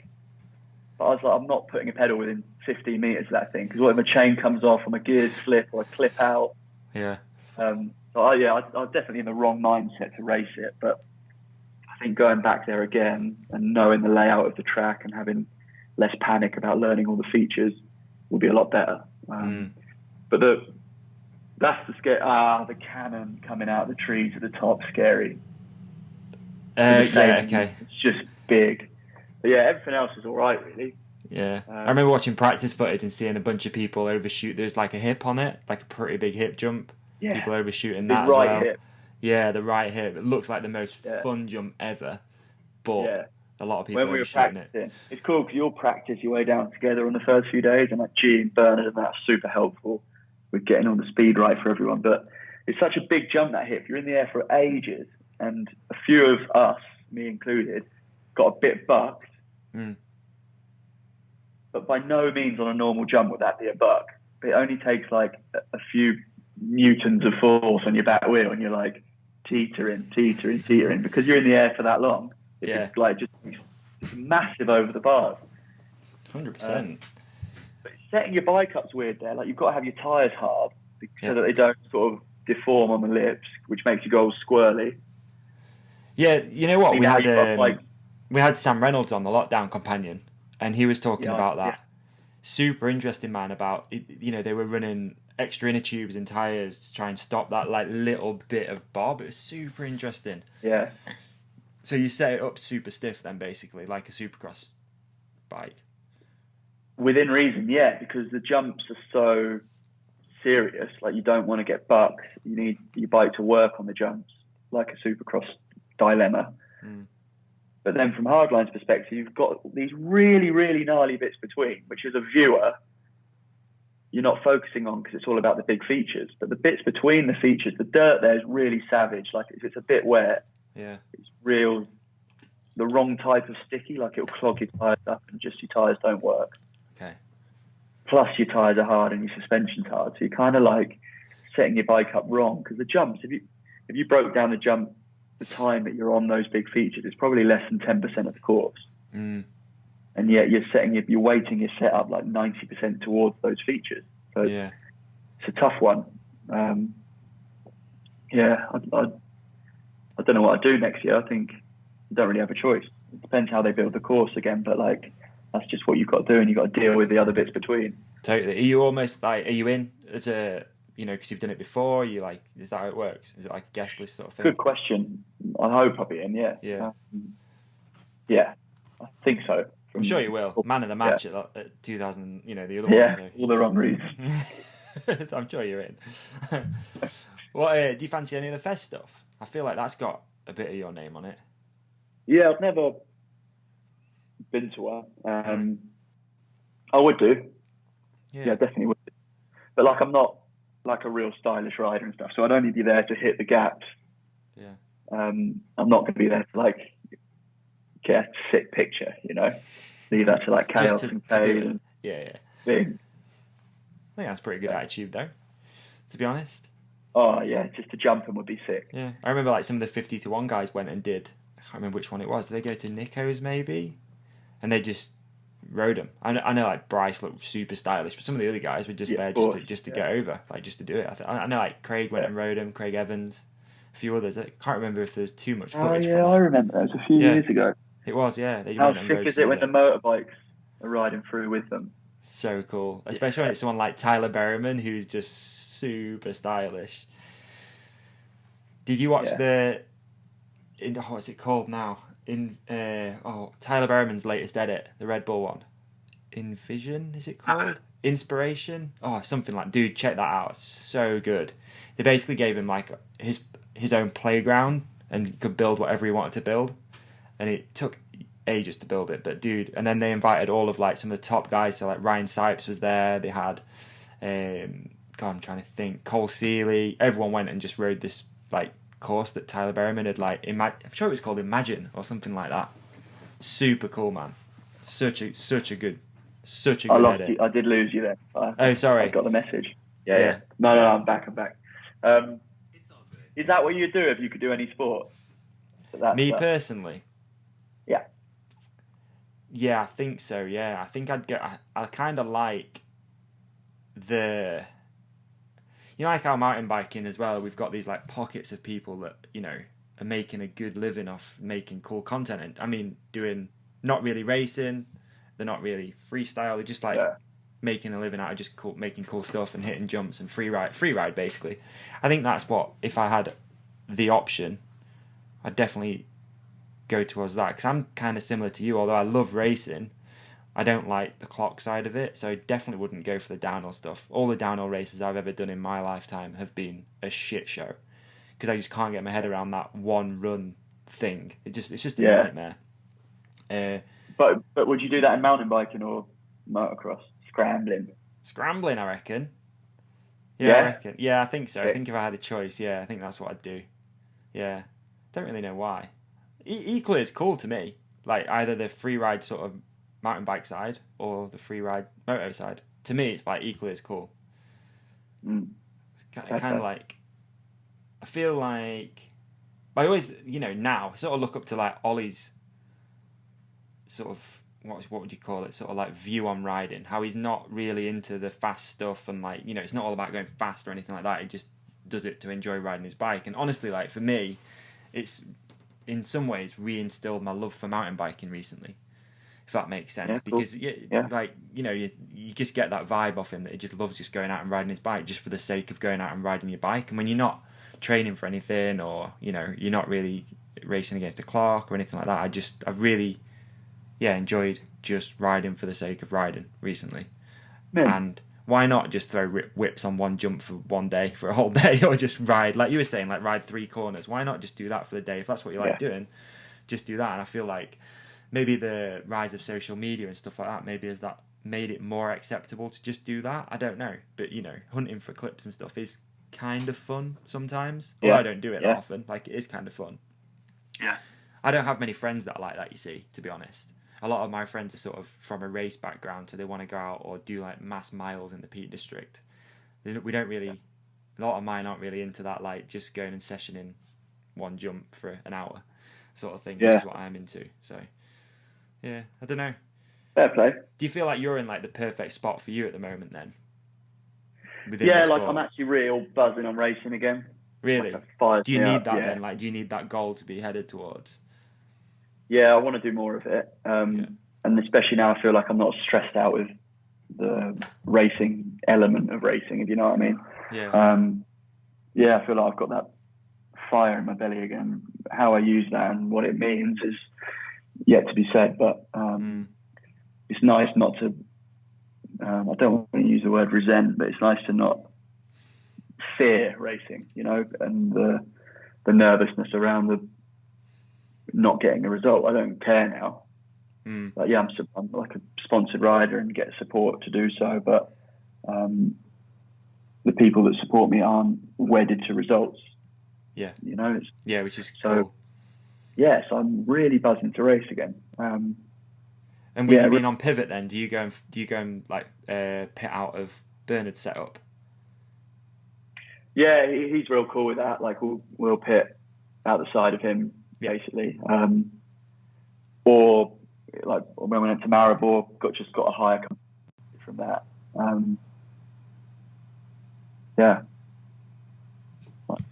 Thing going like that, it's cool. Yeah, sorry. It just does keep going every now and again. I'm sorry. Just the video though. Yeah, just the video goes. The audio's fine. Real weird. The audio is what matters, I think. Yes, the audio is what matters. So yeah. But what were we saying? Yeah. So am I in the perfect spot? Yeah, I'm well happy riding and stuff. Like I'm not. I don't feel like I'm forced to do anything. I can just, a bit like what Ollie says, like he doesn't like the racing, but I do. Yeah. So I'm going to go and do that. But there's no pressure to go and do that. No one's like banking on a result. It's not like there's an added pressure of like, you got to come home with this, or, when it comes to contract time, it's not going to look good. So, yeah. Yeah, but I'd still need to produce like the content side of it because that's the world that we live in now. But I'm in a really good place with it. I think it's cool. I'm not doing the vlogging thing with YouTube. Really, talk really to me about that, man. I think that's super interesting because you're obviously so close to it as well, in a way, because your brother's doing that. What's your view on it? And what's your view on vlogging in general, and what's your view on like how Matt's career's gone in that direction? I don't know really how to answer this.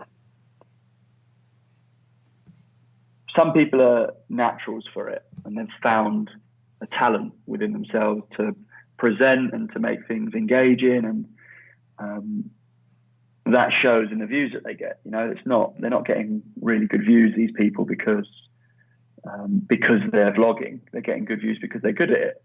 Yeah. And I really, really enjoy being part of those videos. Okay. When I go and do it with Matt, and when I go and do it with Bren, or if Deeks is doing one, I love it. Like, I'm not camera shy, and whatever.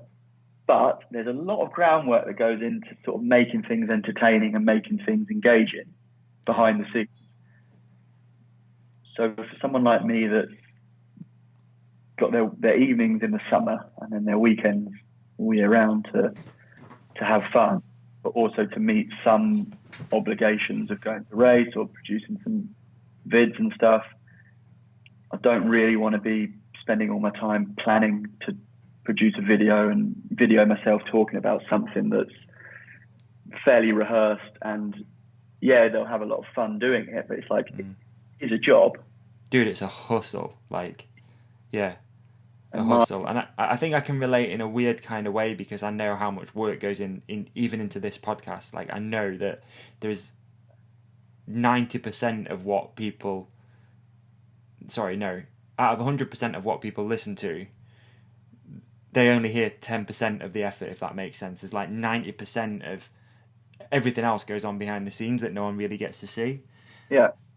And I think it's probably the same with the vlogging. Like, that is a grind. Like, the editing and the, even down to the uploading and, like you said, the planning and everything that goes into that is fucking hard work, man. And that's why I think I've become, over time, like, I've got way more respect for someone like Deeks, who pumps out content, and like Sam Pilgrim. Like, fuck, dude, there's so much effort going into creating that amount of content at that level as well. Like you said, like, the reason people are watching is because it's good. And to make it good means a lot of work. Yeah, exactly.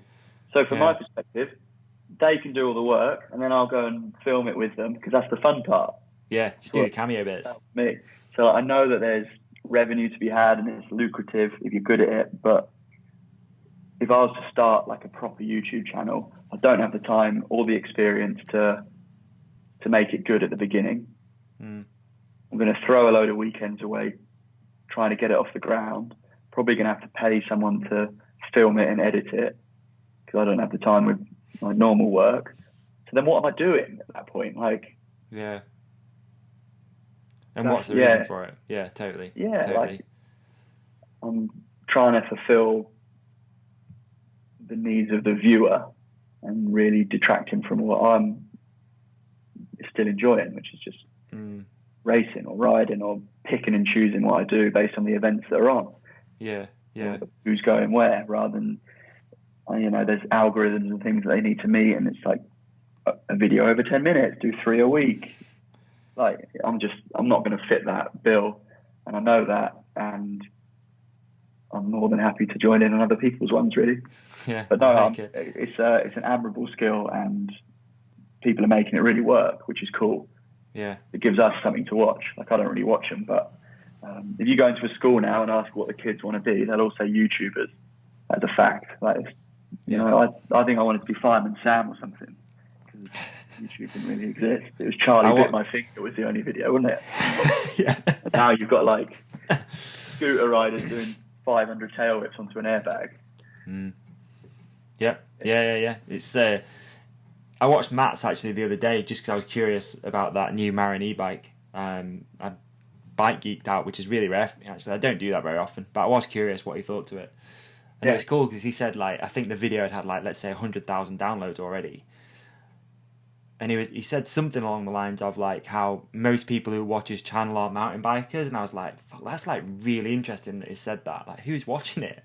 People that is, maybe that shows that Matt's so engaging with those, and those videos are that good quality that people who don't even ride are start watching it, which is really that's the cool. big thing. It's the personality aspect of people. I think it's not friends. You don't become friends with them, but you become like they are engaging human beings, aren't they? So you're engaged in what they're doing, whether you like the sport or not. I spoke to my boss about it at work, about YouTube and stuff. He said he watches like this remote control car YouTuber. Right. Like, I don't really care about that stuff, but it's just the guy's really engaging. Yeah. That's a interesting part of it, and I think the ones that have made it work are the engaging ones, and that's probably to your point, like their viewer base isn't just the sport that they do. It's people that just like them. Yeah, definitely. And I do often think that as well when you see someone's video. I mean, again, Matt or Sam Pilgrim, a video in a week's got like 500,000 views, and you're just like, is there even 500,000 mountain bikers? I don't know. Yeah. It's crazy. That's big numbers as well, man. Fair Scary numbers. Really scary numbers.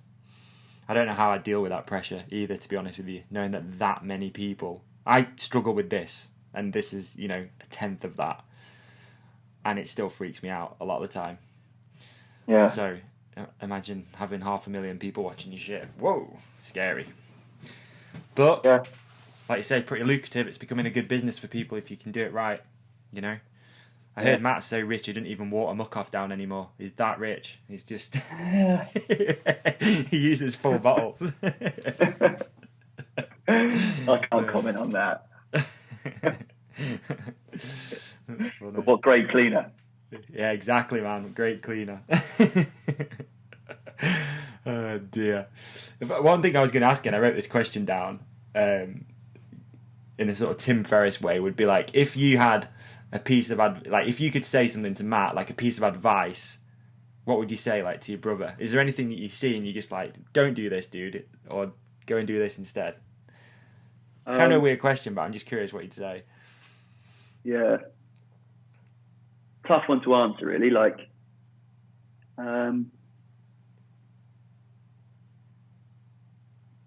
it's hard because I've seen him change a lot through becoming a bigger name and things, but that's not to his detriment at all. Yeah. That's just, he is a higher profile person now. He does more things. He gets involved in big projects. And probably what that means is I just see him less. It's not any different. But like, we have probably got a different view on what riding is now, because he's got a fiance, a house and a dog, and he needs to support that. And this is the way he's doing it.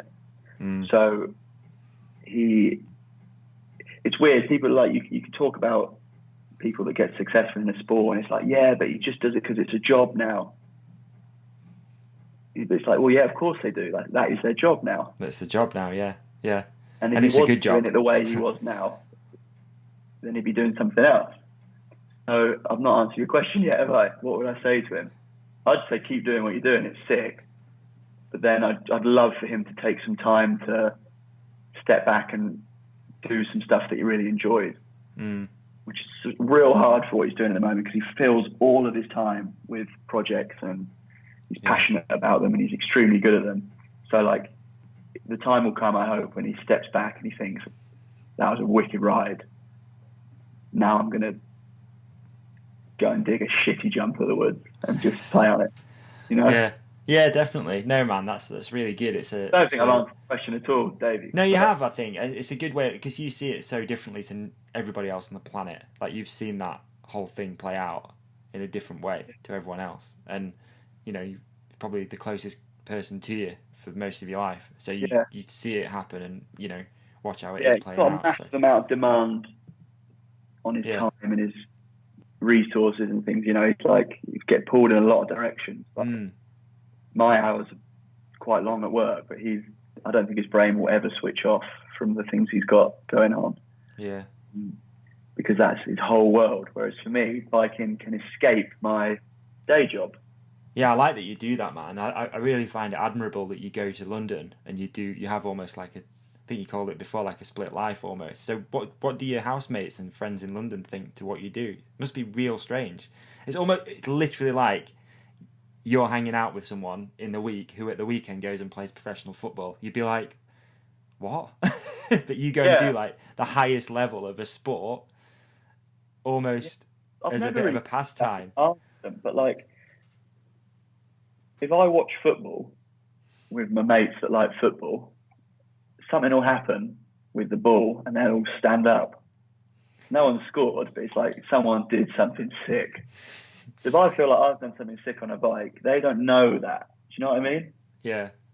It's just some kid wearing weird clothes.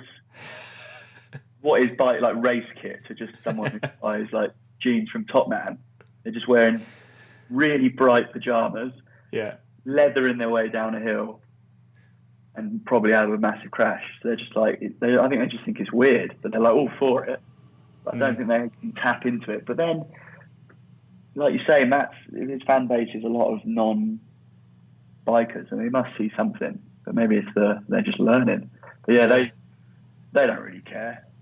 Yeah, It's cool though. It must. I bet for you it keeps the energy of mountain biking quite high. Like it's still it's almost like I don't mean it's a hobby, but it almost must feel like that, because I know like throughout some of my life, you never get out of that bubble of everyone you know does that thing and they're interested in that thing. And I think a lot of my life right now is like that, to be honest with you, dude. Like I don't have many friends outside of this industry, like mountain biking and the outdoor industry and action sports in general.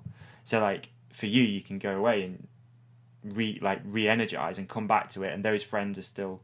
Do you know what I mean? Does that make sense? Yeah, I do really like that actually, Davey. It's nice to have the two worlds. But like I've probably spent 1, maybe 2 weekends in London in my life. Right. Like renting a place here. Like I'll always go home. My bike's at my parents. Yeah. Go from there off to Wales or wherever it may be. So it's flat out, but then it's like Friday afternoon, done. Let's go. Off. Yeah. Yeah. Where do you ride most then? You Woburn, or obviously I know you spend a lot of time in Surrey and that area. Yeah, I actually don't go up Woburn very often. Right. Which is contrary to popular belief, I think. Like Matt and I don't really go up there much, but we spend so much time up there growing up, and now it's for me it's not that supportive maybe of wanting to be like a downhill or enduro racer because it's so flat. Yeah. It's cool to go up there and do a video and stuff, but it's proper like crew, like social vibe there, you know? Yeah. Which is sick. But then sometimes I just want to go to a big place where you can get an uplift, and real hammer it for a day and feel like you've smashed it. I really like W Bike Park, the Atherton's place. Okay. I'm yet to go there as well. Actually, that's on the bucket list, pretty high on the bucket list. Yeah. And then we can get into depth about trials venues if you want. Mate, anywhere that basically a grass Buxton. muddy field, isn't it? Buxton, bro, Buxton, yeah. Buxton boys on the trials bikes, yeah. No, I'll just go where everyone's going, really. Right. I'm not really wedded to anywhere. Just go where they're going. Yeah, it's cool, man. I like your style. I think it's a really good approach to it. Keeping it all a little bit separate, having your day job. And what is it you do? You work in banking, don't you? Yeah. Yeah. Okay. Do you want me to go on, or? I don't know, because I remember when you came on the lockdown thing, we were talking about oil prices, but you don't work in oil or anything like that. No. It was just purely an observation, and you just wanted to spit some knowledge. I think when people hear banking, I certainly did growing up. You just think that you buy and sell the shares of companies. That's not what I do. It's like that's a trader at an investment bank, whereas work for a bank that just lends money in the form of debt to companies. And then my job's to sort of look at that debt portfolio from a risk perspective and see where we might not get paid back, or where the trends in the I don't want to use words, but like the macroeconomic trends are moving, and whether those events are sort of thematic or idiosyncratic. Yeah, that's exactly what I was thinking as well, actually, mate. You took the words out of my mouth, actually, and used them. I thought I did. It's not a boring job, but it's not an extreme sports job.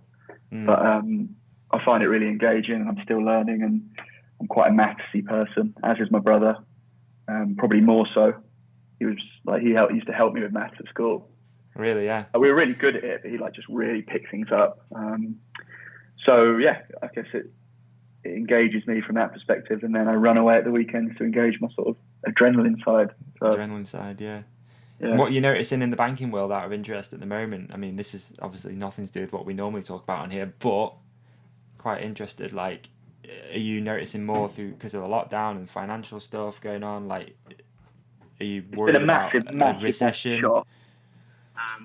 The government supported businesses an awful lot, which is great, but that brings its own issues down the line.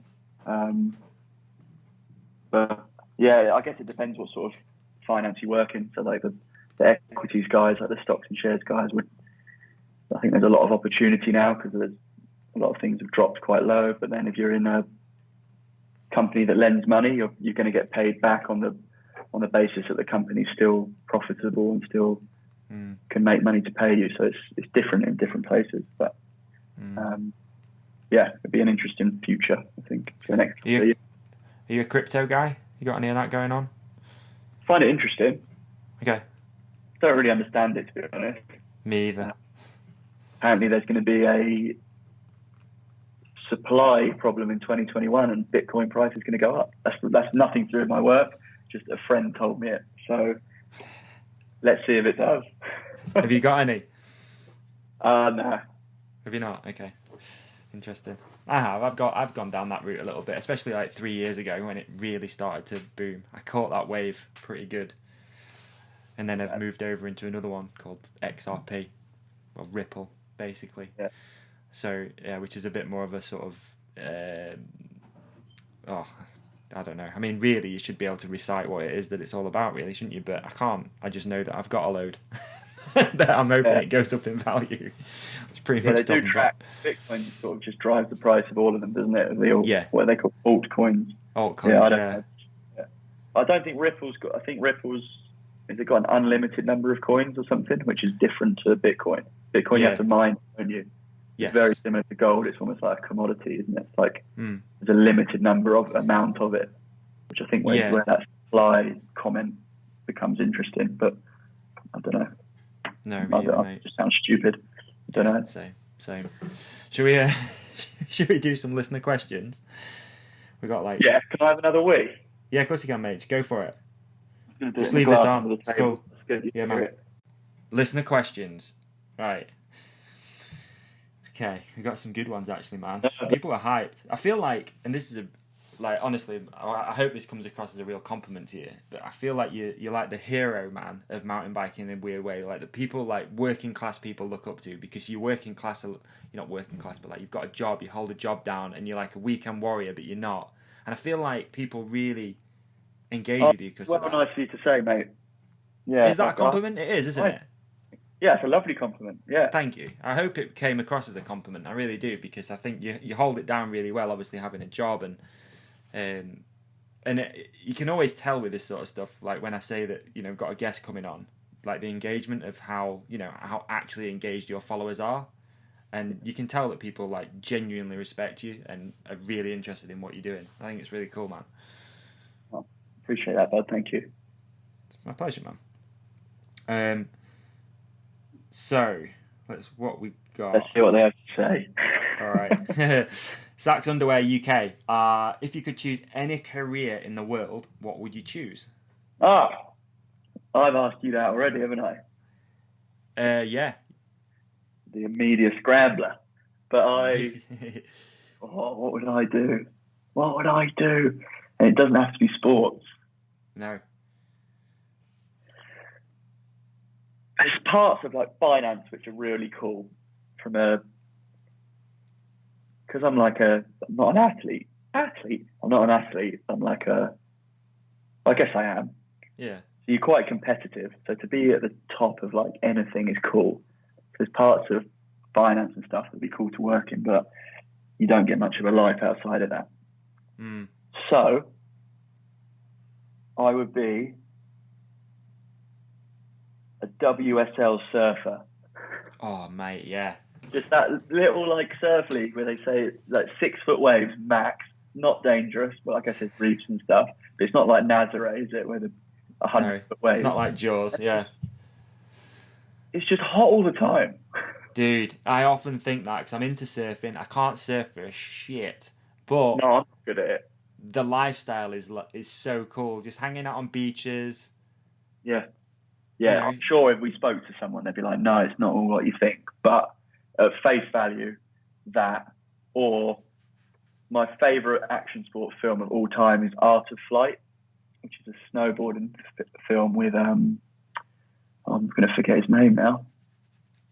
I have forgotten his name. Right.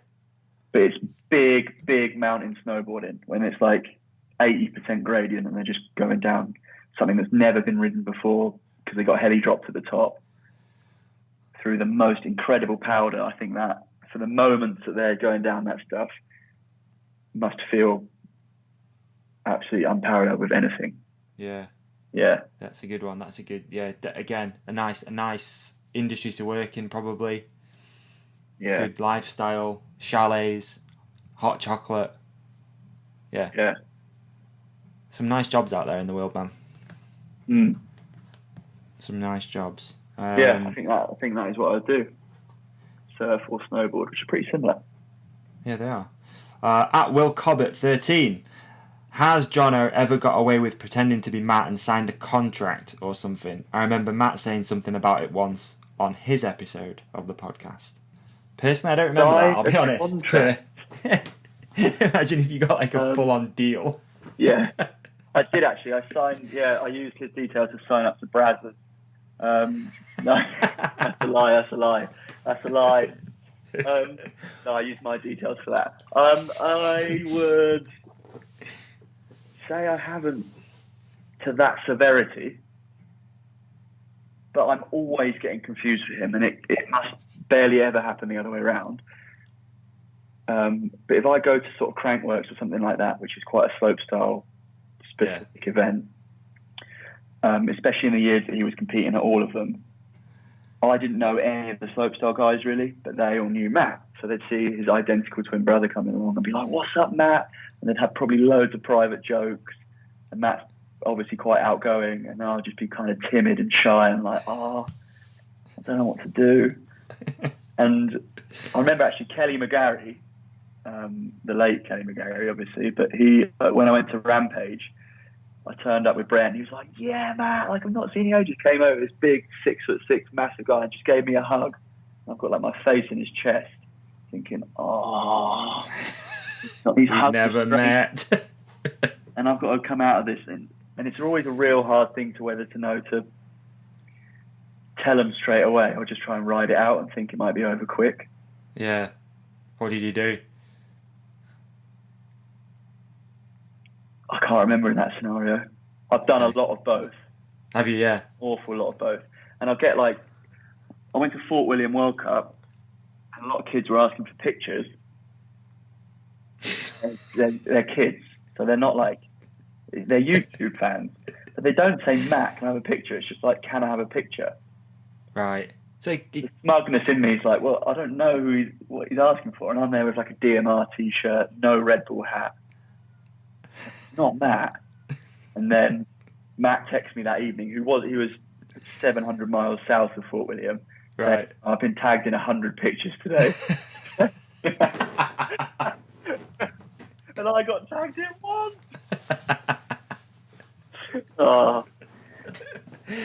Oh dear, man, that's class. That's classic. I don't really. You know what? I've never really been mistaken for anyone, right? Other than for a while there was a dude in Hollyoaks called Reese, and I've never watched Hollyoaks in my life, but apparently I went through a stage about 10 years ago. I looked like this guy called Reese, and I was in a petrol station, and these two teenage girls came over and asked me for a photo, and I was like, "Yeah, no worries, I'll do it, no problem." So you need to delete that. Had this photo with these two young girls. I went through like a stage. It was really weird though. It was only like, it didn't last long. It probably only lasted for like 3 months, but it like kept happening. Like I'd be in a club and girls would be like, "Oh, you look like Reese off Hollyoaks," and I'd be like, "Oh yeah, I am Reese off Hollyoaks," and I just like ride it out. Really funny. I could ruin Matt's career if when people think I'm him. You just start getting your dick out on like loads of photos. One absurd comment. No, I wouldn't do that. But I could. But I could. You got it in your back pocket. Yes. It's the trump card. One for the Christmas meal. At Alpheum F. Jones, what's the most disgusting thing you've ever eaten or drunk? Oh, horrible story. Okay. I did a 2-man enduro, and that's not push bikes, that's motorbikes up in North Wales. And Droggy was there, Jack Drogan. Legend. And we went out and just went out the night before. It ended up being quite a big one up in this little Welsh town. And whenever I went to the toilet, I'd give this lad Toby, who's friends with Jake Nichols and Sean Leggett and the Motocross boys. He's there in their crew. Every time I'd go to the toilet, I don't know why I did this. I'd be like, "Can you just hold my pint?" And then every time I came back from the toilet, I'd have a full pint waiting. I'd be like, "Oh man, they got me another one." And this happened for like hours and hours. And this would have been over a year ago. And I only found out this recently, that every time I went to the toilet, he'd just top it up with piss. And it's a horrible, horrible event. But I basically drank that for an evening. So I was at the toilet for him. I was depositing it for him in the urinal. That, I think, is the answer to that question. And that snaky move, Toby. Wow. That is a snake. Wow. But we got him back. I went for Jake has a bit of a do at his. We had a camp out, and Toby turned up on his old school motorbike, like a road one. Yeah. Quite late, and asked someone where I was staying, what tent, and I wasn't there at the time. I was doing something else, and he did a burnout in front of it and filled it with sand and soil. I was staying in that tent with one of my best mates, the guy called Chubby Hammond, who's a motocrosser. And he was like, "What's all this stuff in our tent?" I was like, "Oh, it's Toby. He gets like that. He filled it in." And Chubby was like, "No, I'm not having that. Who is he?" I said, "Well, I can't see him, but that's his bike over there." And he had one of those half-head, American biker gang helmets. Yeah. So Chubby grabbed it, went round the back of the van and did a dump in it. And we watched Toby put it on an hour later. Oh, yes. Yeah, so I didn't get my own back on him, but I say that square. Thanks, Chubby. Classic. Thanks, Toby. Yeah. Don't know about eating. Probably something you don't know about. Yeah, exactly. Which is the worst, Until recently. Yeah. Yeah. If I couldn't taste it, it would have been warm. I know. Fair play, dude. You must have been pretty pissed to be drinking piss. You must have been pissed Literally. to drink piss. Yeah. Wow, good effort. Good effort. The last time I went out with Jack, I left him with all my friends who he didn't know. And I still feel really bad about it because he drove all the way from Manchester to come, not all the way, it's pretty far though, from Manchester to Sheffield for a night out. And I ended up meeting who is now my girlfriend of 7 years on a night out. And I was like, "Dude, you don't mind just hanging out with my friends, do you? I'm going to get off with this guy." And just fully left him. And I still feel really bad about it now, but thankfully I'm still with her. It wasn't it weren't a one night thing. But you owe that to Jack now. He facilitated your relationship. Yeah, definitely. Definitely, he did. He did. That's it. He'll probably be my best man, to be honest. Even though we're not best friends, I just have him as my best man anyway. Yeah. To take care of the in-laws at the wedding. You can take care of them. Yeah, see you later. I remember calling him in the morning, the day after, and I'm like, "You good? Where are you?" And he's like, "I don't know. I'm at some guy called Jolly's house." And I was like, "Oh yeah, Jolly's one of my best friends, dude. You'll be cool. You'll be fine." Oh dear. All right, what else we got?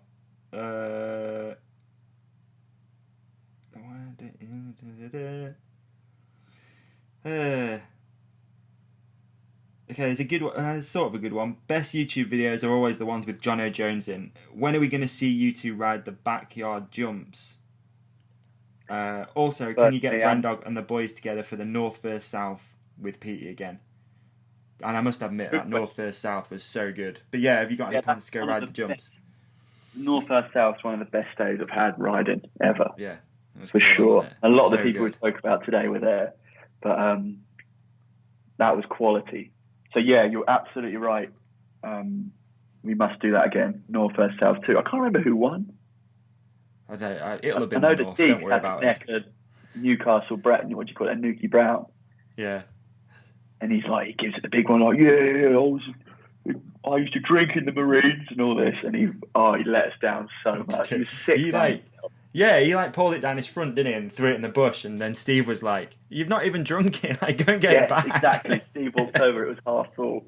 So we must do that again. And to the first point, I don't think max jumps are running in the winter, but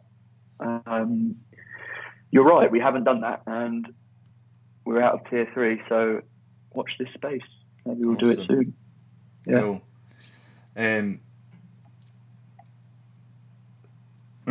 Just have a look. Sorry, just going through these. All right, we're going slightly deep, but I think we've kind of covered this, but we'll go for it anyway. At Kieran C91, him and Matt have often spoke about their competitive nature, but has Jono ever struggled or felt like he has been lesser than Matt? And if so, how did he deal with it?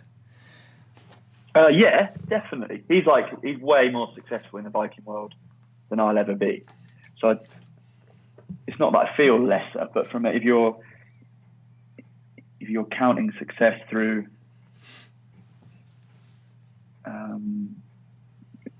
those channels, be it views or whatever, he is more successful, absolutely no doubt.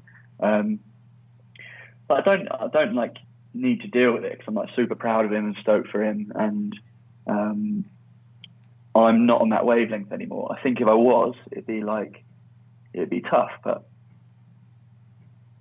I've never really felt like I'm in that headspace. That's cool. The only thing I've probably got is that bit of that older brother mentality, and it's only 7 minutes between us, but it's I don't know, I sometimes feel like I should be the voice of wisdom, but actually I'm ringing him up for advice on things, Yeah, yeah. But it's just purely down to experience within it as well. If he's dealt with more of those things like, contracts, for example, or stuff like that. He's really good, and he's well good at that stuff. So to answer the question, I do feel like that, but it's not a problem. Yeah. No, not one bit. And I'm super happy with the way things are for me at the moment. Yeah, I've got two worlds that I really enjoy, so I'm buzzing. Good. This is a good one as well, actually. At Crosby Zimmerman, what are the best and worst? Can you say it again? Crosby Zimmerman. Oh, that's a good name, isn't it? That is good, actually, isn't it? Yeah, I overlooked that one. I'm sorry, Crosby. Oh, 7. He's only 7. Oh no. Okay, right. I understand now. Crosby Zimmerman.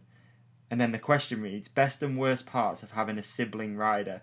I'm starting to raise 2 kiddos who ride, so I'd like to know what parenting tips. I'd like to know what parenting tips did and did not work, and what to anticipate between these two as far as pushing each other, rivalry, and keeping the bond together off the bikes. Long question, but a good one, because I'm guessing this guy runs the kids' Instagram account. So yeah. So Matt and I got into it when we were young as well, and Mum was super good at getting us into the woods and just sort of facilitating that for us, which it sounds like this parent is as well. But she would never give a winner to any scenario. So if there was we'd make a little jump off a tree stump, and I think we actually spoke about this last time, but she'd never ever classify one of us as the winner, even though we're like, Mum, who went bigger? And it'd be so obvious if one of us did. She's like, ooh, I think you look very much the same there. Which, in hindsight, I think we're because we never got labelled as better than one another. It was just constantly well, I need to be. So we just keep trying. Yeah. She is just being nice. She just didn't want to make one of us disheartened, I'm sure. But I think that really spurred us on. And for off the bike, God, I don't know. I have to tell you when I'm a parent. Yeah, I don't know. It's luck. Yeah. We didn't row. If we had fights, it would be purely to give each other a dead leg or dead arm. Really? We never got not actually physical. Never above the neck. But a dead leg, I'd rather get punched in the nose than have a dead leg. Dead legs are well better. Eh? Dead legs are pretty shit. Yeah, you're right. But I don't know, man. I don't know which one I'd rather have. I don't know. Oh yeah. Well, maybe I don't think I've ever been punched in the nose. I don't think so. Not that I can think of. I had a few when I played hockey. There was a few tussles, but I don't think I've ever been physically like, you know, an intentional punch in the nose. Yeah. Which is I'm kind of proud of that, to be honest. Yeah. Good with words. Or just avoid things. Yeah. Good runner. Just fast. Funny. Cool, man. All right, well, yeah, we've burnt a few listener questions, so that's cool. Thank you, I guess. Like, thank you so much for doing this. It's been a pleasure to sit and chat. Appreciate you doing it. We should do one, me and Matt, one day. Probably like quite in the future, because it probably. It'd be cool just to sit and do it as well. Like, find a space, and we'll do it like to actually sit in a room. That'd be way better than doing it over Skype and stuff. That'd be really neat, actually. And you know what? I'm just thinking back now. I'm pretty sure when I had Matt on, and I'm going back, it's probably probably 2 years ago since Matt did this. I'm pretty sure he said the same thing. He was like, we should sit with Jono as well, and we'll do it. Yeah. So we should do that. That'd be really cool, actually. As soon as all this stuff's lifted, let's just sit and go for a ride and stuff like that, and tie it all in together with, I don't know, playing on Charles' bikes or something. Or a centurion. Or a centurion. Man, imagine that. Dude. You could do one on a Zoom call and just get people in the public dialing. No, actually, there'd be like terms and conditions attached to that. Tim Ferriss does that. The podcast that Tim Ferriss does like a drunk cast, I think, every now and again, and he just sits and gets drunk on his own and just talks rubbish and calls listeners and stuff. I'm not a good drunk, man. I'd be awful at that. I'd be absolutely awful at it. I'd just say something ridiculous and be like, just get cancel cultured. Yeah. Just get me too'd. Yeah, no, that wouldn't work. I think in a setting though, in the right setting, it'd be good. We should definitely do a Centurion podcast. I'm well up for that. It's not my idea, but Definitely was your idea. I will be there. Definitely participating in that. Cool. All right, thank you, man. Yeah, go on. I don't know. Did you watch any of the Mike Tyson highlights? No, but I did listen to sort of. I only watched the sound bites like from some of Snoop Dogg's commentary because it was amazing. Oh, what was that? Oh, dude, Snoop Dogg did commentary on it. It's so funny. He's at one point he's like, it looks like my two old uncles fighting in the yard. Stuff. Yeah, it was well disappointing. I did obviously we spoke about. I think I did quite a bit of boxing at uni, so I love watching it. And I would have put the house on Tyson just demolishing anyone. Yeah, it was like, I don't know whether he was like told not to. I think that's what happened, right? From my little knowledge about this fight, is they had some sort of clause in the contract where it wasn't gonna get too like violent, like they weren't gonna try and rip each other's heads off. Yeah. And somehow that bit of knowledge got out to the world, who found out that like it was gonna basically be an exhibition that they weren't gonna go, which it was. But then, and that's why then Tyson started ramping it up again by saying, "No, I'm gonna rip his head off. I'm gonna do this. I'm gonna do that." But then it looks like when it came down to it, it was pretty tame. But I haven't seen it, so. Because you see, I saw videos of him on the better, pad. right? Pardon? Apparently the Jake Paul fight was better. Yeah, didn't see it apparently. Yeah. No, anyway, I don't know why I thought of that. Dude, when he was hitting those pads on that Instagram video, he looked terrifying. Yeah, so he'd flatten anyone. It's weird. Terrifying. Like, I don't know why he couldn't. Looked like he was in his prime. Yeah. No, interesting. Speaking of Snoop Dogg, this is the last thing I'll say. Watch a video of him doing karaoke in some like Asian country. I think he must go over there and get paid to go out there, and then he stands up and does karaoke in their native tongue, if you like. It's so wild. Is it on YouTube? Bad. It's so bad. Yeah. I don't know what you have to Google, but yeah, if you can't find it, tell me. I'll dig it out. Oh, anyway. Mate. Yeah, actually, it might not even be that funny. Oh, forget it. I think anything with Snoop Dogg's hilarious. He's so funny. Check out some of those clips of him commentating on the Tyson fight. I don't know where that commentary was though, because people were listening to it, but I don't know where the commentary actually was. Whether it was like a separate feed or something. Yeah, but apparently it was like, and apparently again, like he does this quite often where he'll commentate on something but offend loads of people because he'll like just call people out for being shit stuff. I think it's genius, to be honest. I've got a lot of time for people that do that though. I think Just says it how it is. There's a time and a place for people to rinse things where it's due. Yeah, totally. It sounds like he does that. So I'll watch that and you watch him do karaoke. And I will. I'm going to watch it right after this. That's the first thing I'm doing. Mega. Cool, man. Thank you so much. Appreciate your time. Thanks for having me, bud. Mate, my pleasure. Be safe. COVID elbow. Wait there. I'm just going to end this. All right, ladies and gentlemen, thank you once again for checking out another episode of the Hook It podcast. Apologies if some of the sound wasn't up to scratch on this one. I'm afraid sometimes you have to play the roulette. Sometimes it's amazing when you do virtual episodes. Sometimes it can be a little bit off. But try to do the best I can with this episode. So hopefully you enjoyed it. If you did, share it with your friends. Head over to iTunes if you can and leave a review. And don't forget, most importantly, to get involved with our sponsors. PUKY, hooking it up with the 2 bikes for Christmas at minimum. So if you know someone out there who hasn't had a great 2020, they need a little bit of a positive vibes, then enter them. You know, you use the link in the show description to enter the 2 bikes. Muck Off, again, coming through, unbelievable company. These guys are making moves in the industry, in the bike industry, motor industry, everything. Muck Off are killing it right now. And we're going to be doing another giveaway with those guys really soon over on Instagram. It's at the Hook It podcast over there for anything to do with the podcast and to get involved with the giveaways and keep up to date with new episodes too. And obviously works. If you need to clean stuff, then do it in style. The HydroShot is next level. You can get it from all Works HydroShot suppliers, Amazon, Toolstation, eBay. You know where to go. And once again, guys, thank you so much for checking out this episode. It's been a pleasure to have you here. Have a great rest of your week and keep it real. One love.